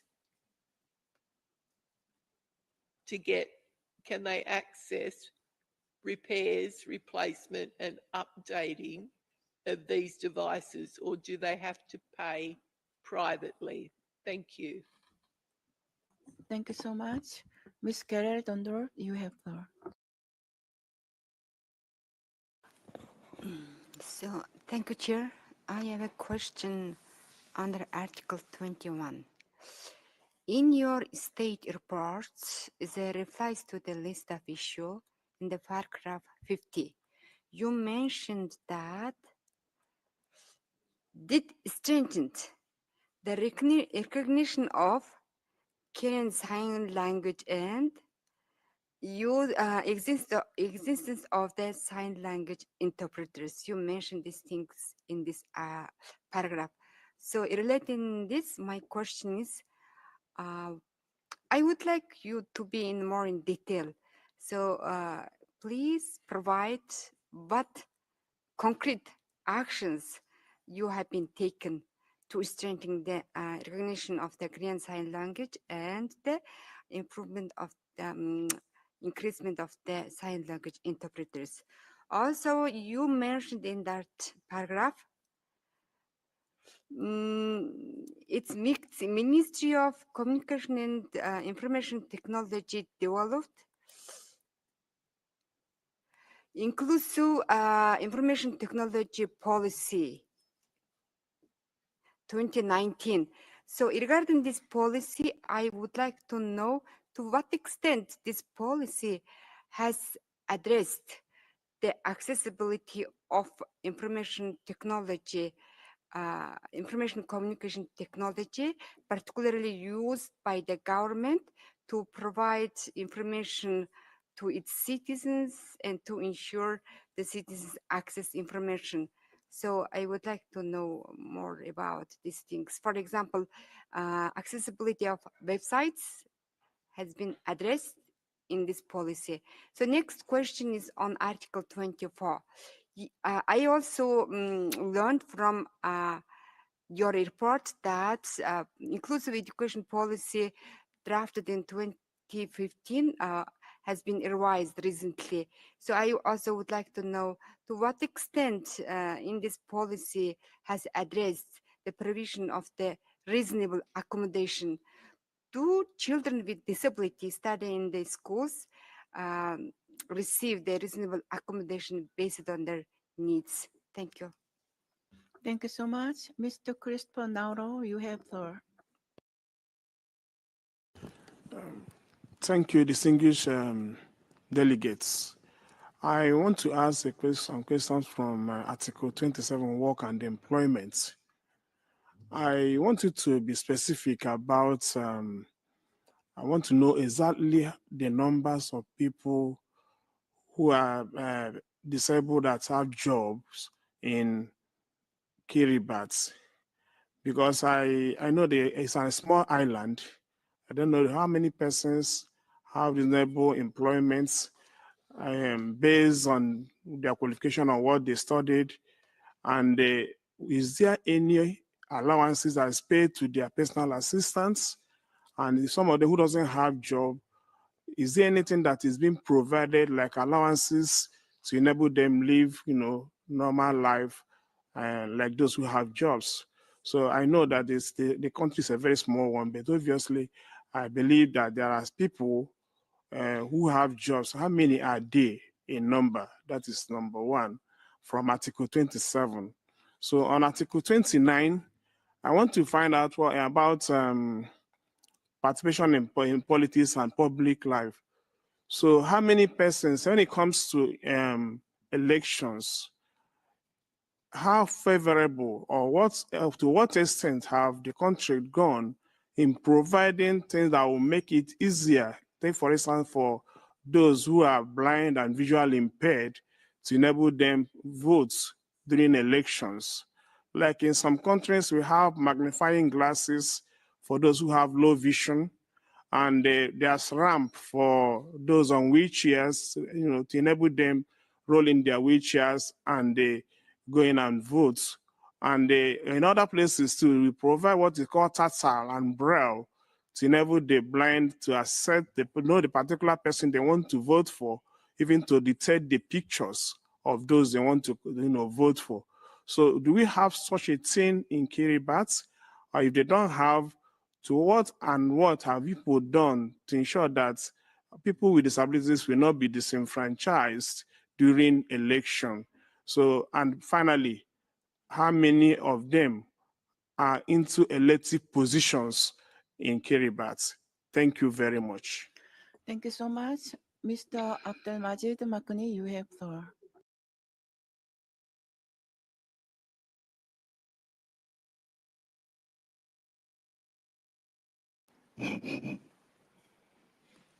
Merci, Madame. Thank you, Madam Chair. I also would like to thank our colleagues from Kiribati for all the information we've heard from them. I have two questions, one on Article 27 and the other on Article 28. On 27 first, we have heard the following. 7 persons with disabilities out of 10 have no job, and only 6.5% have a job. 13.6 are employers or work independently or self-employed. Persons with disabilities are more likely to exercise independent activities. We know that Kiribati is ranked 136 out of 193 in the Human Development Index classification. We also know that international aid plays a significant role in Kiribati's economy.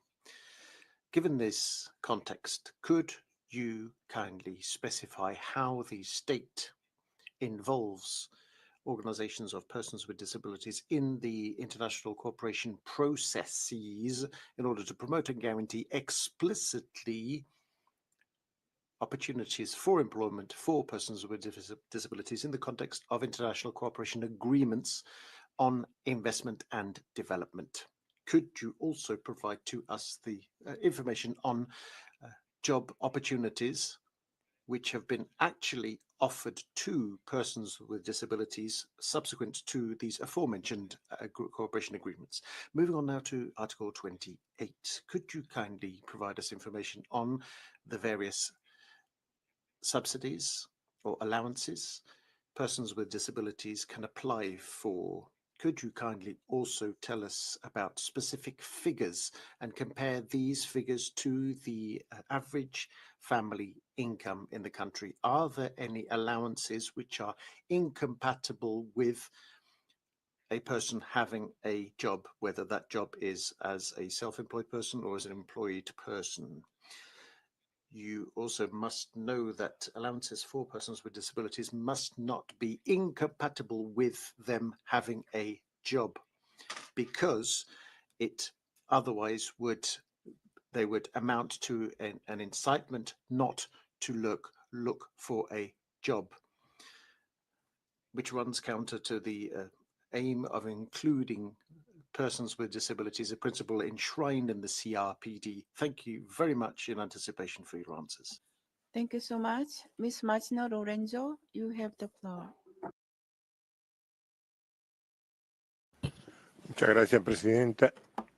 Thank you very much, Madam Chair.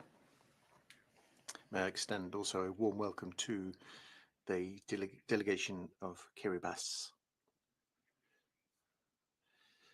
May I ask the following? Do you have protocols for the appropriate use of wheelchairs? And this is under Article 26, I should say.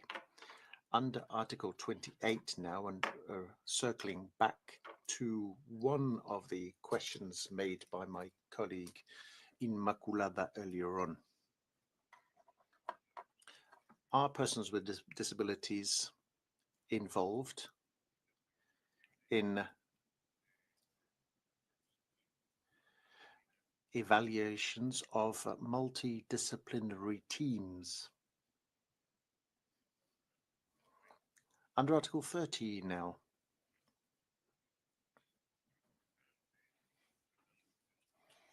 Kiribati is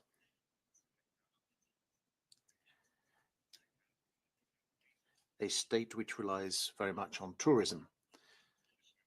Therefore, may I ask you, how many accessible spaces or areas do you provide for tourists in Kiribati? Still under the same article, could I ask if persons with disabilities have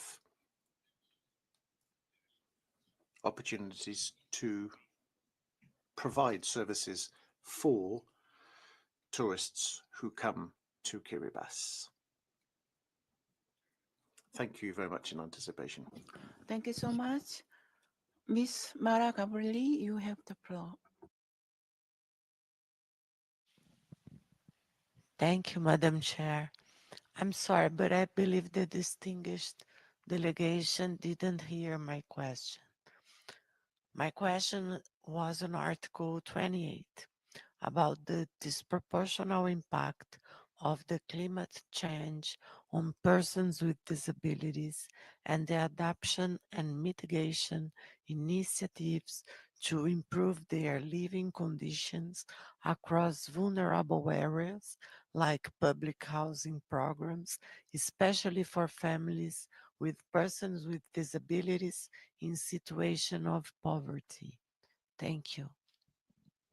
Thank you so much. I would like to invite again the delegation of Kiribati to respond. Because of the time limit, please respond until 12:40.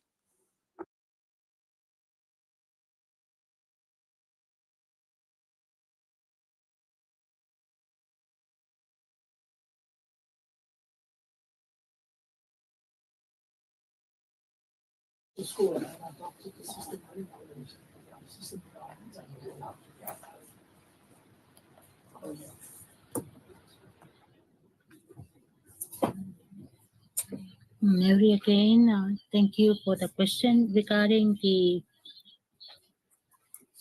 Article 24 questions, especially on special school.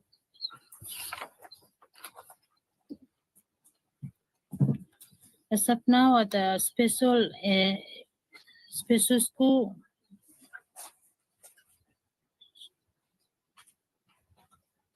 now is regarding as a non-government organization. It hasn't been registered under the Ministry of Education, but we do have programs shared with the special school regarding the transitioning plan, especially in mainstreaming system.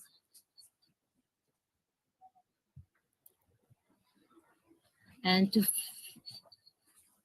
for the mainstreaming, we allow children from the special school to continue learning in the regular school and treated equally like other children. But they have to follow the guidelines provided by the Ministry of Education, especially when they are involved. Like they have to provide their birth certificates, a valid birth certificate to confirm the child identity and age.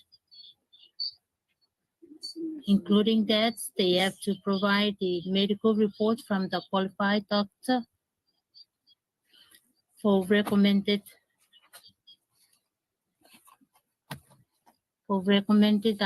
accommodations and the information from their previous school. When they transitioning, when they in the mainstreaming, we provide teacher assistants and assistive devices, and they follow also when they national exams. They have extra time, especially to ensure fairness to them.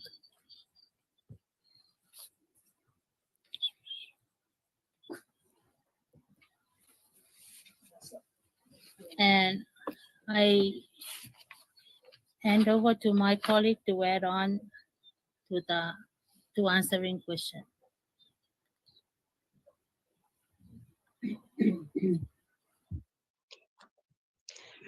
Thank you. And I would like to provide an answer regarding the assistive devices, Article 26, in relation to repair and the protocol use of the wheelchair. So the assessment and prescription of the wheelchairs are usually done following, wheelchairs are provided following a comprehensive assessment by trained rehabilitation staff, usually done by physiotherapists and prosthetists and orthotists. The wheelchairs are appropriately sized and adjusted during fitting to ensure comfort, posture support, and safety. And we can also do custom modifications for necessary to accommodate specific disabilities or terrain challenges. We also do trainings. When we do the delivering of the wheelchair, we do trainings to users and caregivers in the correct use of the wheelchair, safe transfers, and mobility techniques. We also educate users and caregivers to include daily maintenance, prevention of pressure sores, and safe navigation in different settings. The maintenance and repairs is also provided by the services. Our service provide maintenance and repairs free of charge to ensure that the devices remain functional and safe. We do follow up and monitoring during home visit programs, we do follow up and monitoring during home visit programs. I think that's all from the assistive device. And I will have to pass on to my other colleague to answer their other questions. Thank you.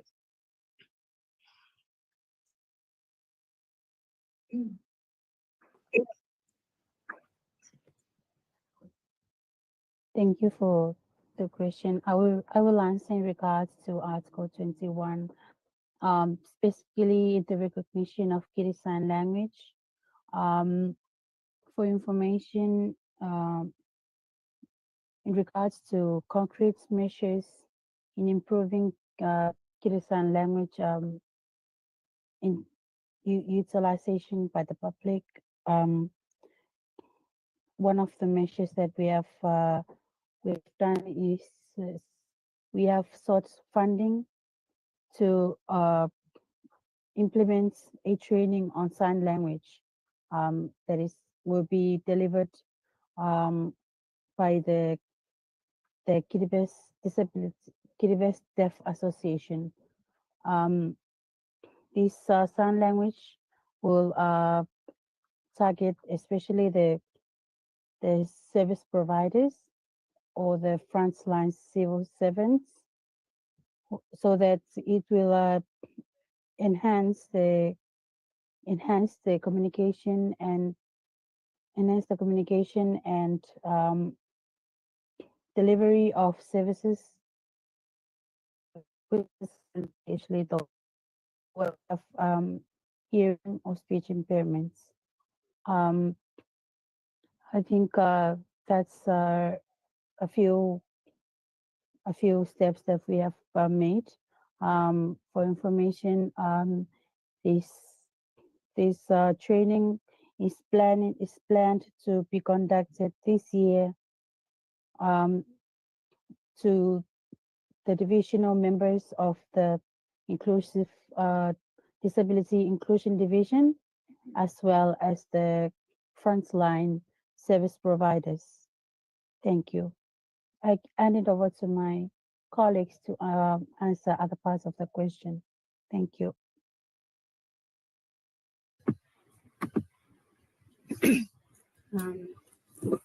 Regarding the question raised for the employment, Article 27, and I would like to answer the first question from the number of people with disabilities that have been working in the private sectors, and for now we cannot actually give the actual numbers because we always work with the NSO on their data. So we always refer the numbers or take the numbers from the ICE reports and the census, but that don't actually give the actual number of people with disabilities that have been working in the workplace.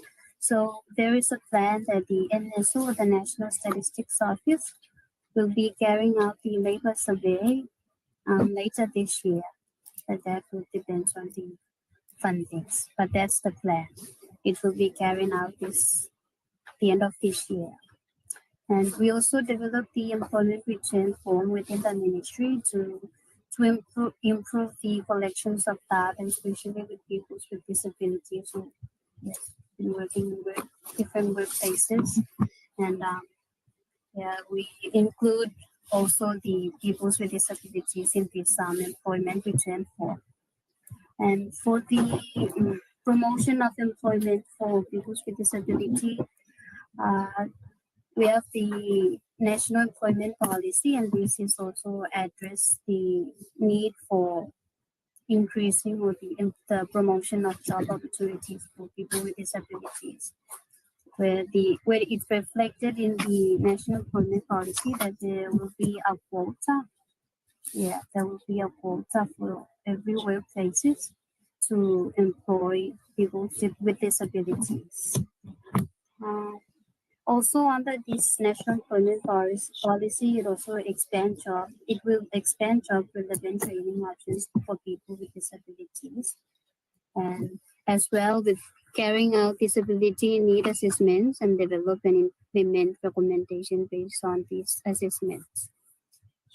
Yes, so that's all from my side. Thank you. Sorry, I'll give the floor to my next colleague.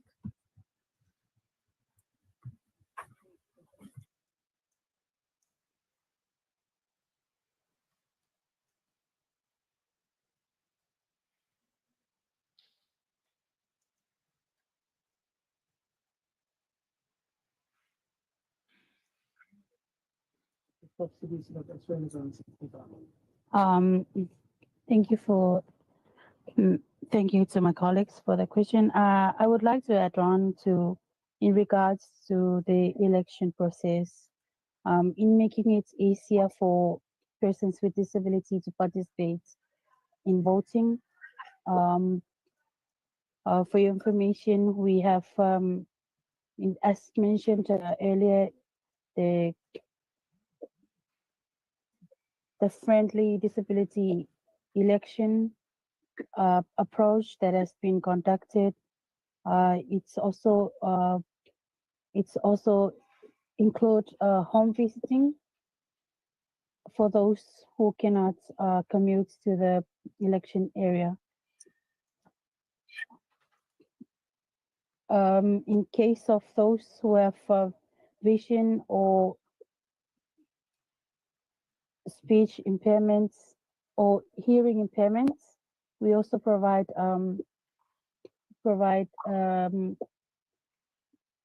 sign language interpreters so that can assist during the election. There is a few improvements that will be required to be done. However, we will try to improve our services so that the election can be more inclusive in the near future. If there's any funding that can be acquired to address the issue. In addition to that, Article 28 for subsidies, for specific, in regards to subsidies,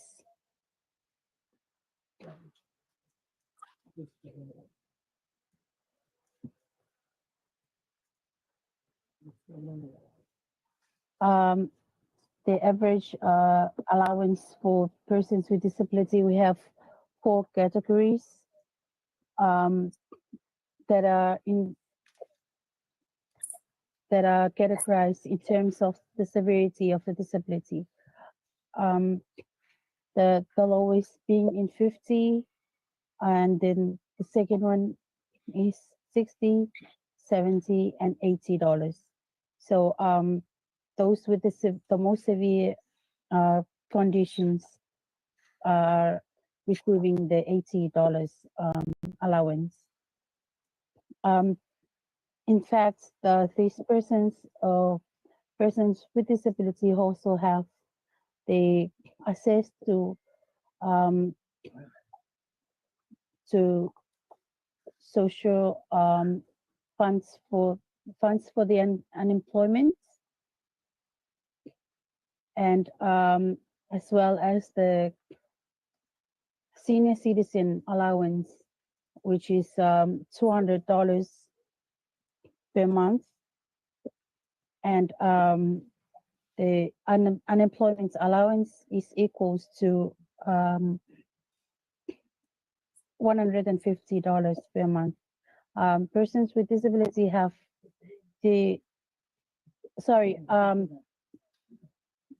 just to correct, the unemployment allowance, it's $150 for 3 months. So these persons with disability, they have the opportunity to have all access to all of these allowances, including the disability allowance for each month. So the unemployment allowance ends at the age of 59, and once you reach the age of 60, you start receiving the allowance for the senior citizens allowance. If that answer your question, thank you. To add more in regards to climate change, inclusiveness, there have been a few measures that have been conducted to increase inclusiveness of adaptation adaptation activities. For example, an integrated vulnerability assessment have been conducted in most of the other islands and on South Tarawa as well. So these vulnerable assessments is an integrated procedure where different ministry offices or the public service offices, they came together from different expertise, and the Disability Inclusion Division is also part of these assessments. During the assessments, we tend to assess on how they have been able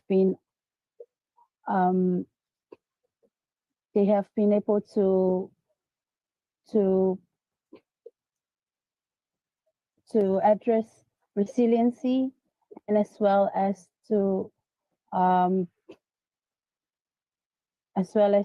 face the challenges of climate change.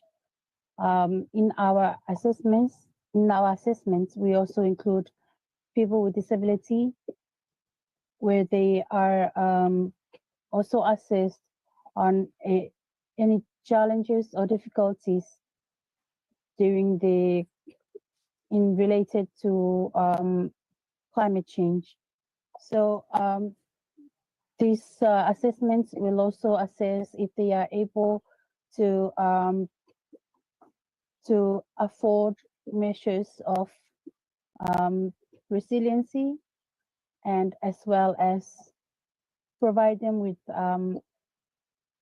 strategies on how to be able to strategies that are affordable to be able to protect themselves from climate situations.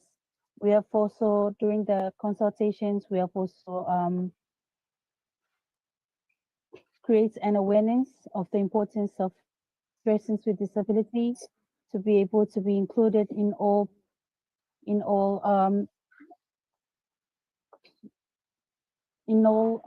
procedures that are related to climate change.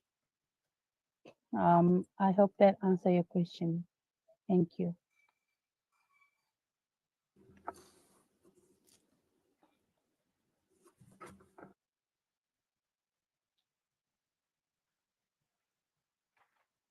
Thank you, Madam.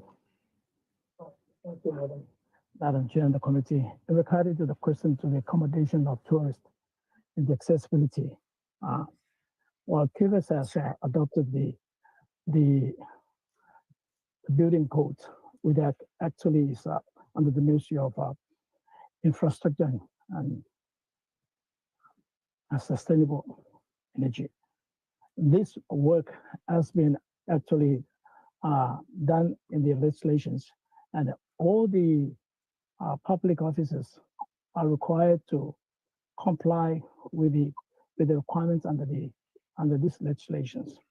Therefore, this does not leave anyone behind. These are including disabilities as well. So all the building codes required in the public offices as well as in the faith-based organizations and any assembly halls in the communities and the out islands. I thank you, Madam Chair.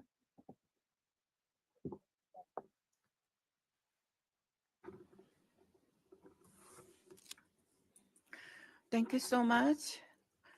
The delegation of Kiribati, we truly thank you for your effort and provide the comprehensive reply in not easy circumstance by link the internet. Now I give the floor to the Miss Evitator Tai T. Pewe, Charles D. Payers and the interim permanent mission of Kiribati to the United Nations office in Geneva.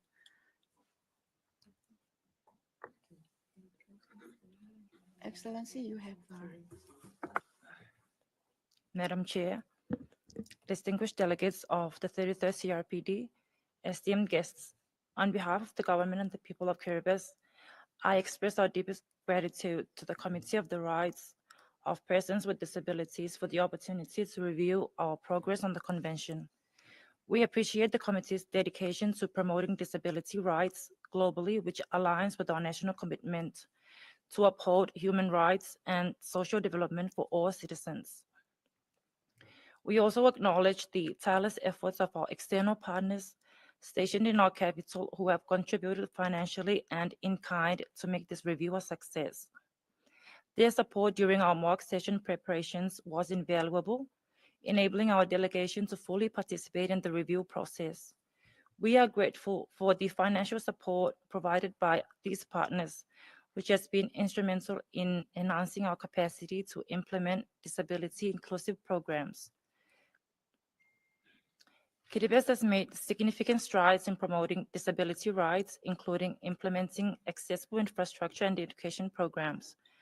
We have also strengthened our legal framework to protect the rights of persons with disabilities, ensuring equal access to healthcare, employment, and social services. However, we recognize that challenges persist, and we are committed to addressing these issues through targeted interventions and policy reforms. As a member of the Pacific Islands Forum, we value regional cooperation and collaboration on human rights and social development issues. We appreciate the forum's emphasis on promoting the rights and well-being of persons with disabilities, and we look forward to continuing our work with regional partners to advance disability-inclusive development. We thank the committee members for their guidance and support throughout this review process, and we look forward to the recommendations that will guide our work for the next 4 years. We are committed to promoting equal opportunities, accessibility, and inclusivity for persons with disabilities in Kiribati. And we also recognize that this requires sustained financial support and technical assistance from our partners. In line with our commitment to human rights and social development, we plan to allocate additional resources to disability-inclusive programs and services, including accessible healthcare, education, and employment initiatives. We also intend to strengthen our partnerships with civil society organizations and community groups to ensure that the voices of persons with disabilities are heard and represented in our decision-making processes. We extend our appreciation to our partners for their financial contributions, including the Australian government, the New Zealand government, the People's Republic of China, and other development partners, such as human rights and social development within the South Pacific community, with the Pacific Islands Forum, who have supported financially our efforts to promote disability rights. We also thank OH, CHR, and the Secretariat of CRPD Committee in allowing Kiribati to be reviewed online. With the briefing preparation to the delegation of Kiribati, they had contributed to it. We are proud to be part of this global effort to promote disability rights and look forward to continuing our work together. As we conclude this review, we acknowledge the progress we've made, but also recognize the journey ahead. We are eager to work on these recommendations of the CRPD, and we are committed to translating them into tangible actions that will improve the lives of persons with disabilities in Kiribati. We will prioritize the implementation of accessible infrastructure, inclusive education, and employment programs. And we will also work to address the social and economic barriers that prevent persons with disabilities from fully participating in our society. We look forward to collaborating with the committee, our partners, and stakeholders to implement the incoming recommendations and to continuing our progress towards a more inclusive and accessible society. Together, we can create a brighter future for all, where persons with disabilities can thrive and reach their full potential. We are confident that the support of our partners and the guidance of the committee, we can make meaningful progress towards a more equitable and inclusive society for all. In closing, we reaffirm our commitment to promoting disability rights and human rights more broadly. We recognize that this requires a sustained effort and a commitment to partnership, and cooperation.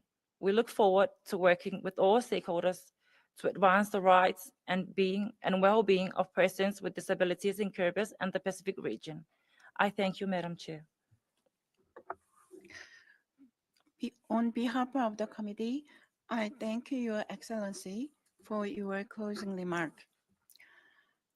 Now I give the floor to Mr. Hiroshi Tamon, a member of the task force for Kiribati, for his closing remark. Mr. Hiroshi Tamon, you have the floor. Thank you, Chair.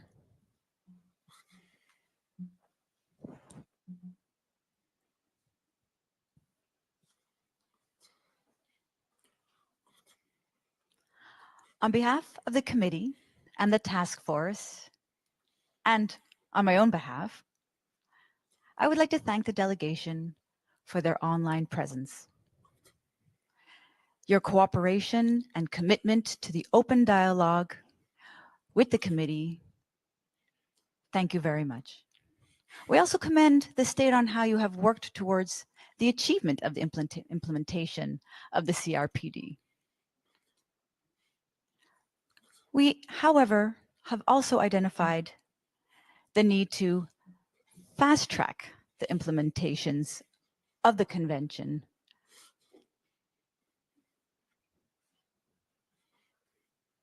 We also see that by amending our domestic legislation and policies, this is possible. We've learned a lot during the constructive dialogue, and we really look forward to seeing the actions unfold as planned without delay.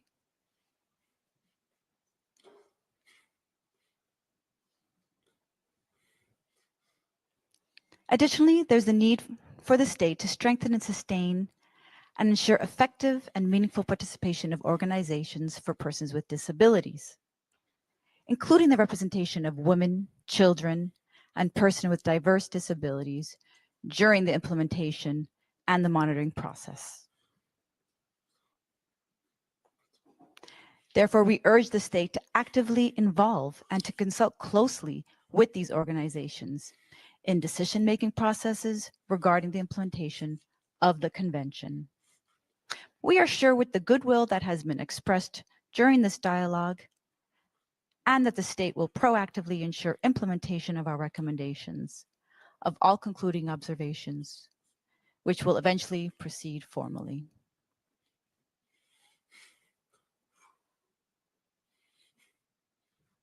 We definitely see that we believe this will happen, so thank you very much. And personally, as a resident of a country facing the Pacific Ocean like yours, I firmly anticipate that the state's legislations and policies for persons with disabilities will develop in accordance with this convention. Once again, I thank you all. And I also would like to make sure that all of the representatives here, the OPDs, the representatives of Kiribati, have a safe journey back home. Thank you. Thank you, Chair. Thank you so much, Mr. Hiroshi Tamon. On behalf of the committee, I thank the delegation of the constructive dialogue with the committee, which has provided further insight into the situation of persons with disability in your country. The committee commends the state party for its effort and would encourage it to take all necessary measures to address the various recommendations of the committee, which will be formally communicated to you through the permanent mission for purpose of a more comprehensive implementation of the provision of the convention throughout the territory of the state for the benefit of persons with disability in the country. The committee also reminds the state party that it selects a number of recommendations for immediately follow-up these mentions at the end of the conclusion observation, it invites the state party to pay particular attention to these selected recommendations. The committee will reconvene today at 3 p.m. in this room. This meeting is adjourned.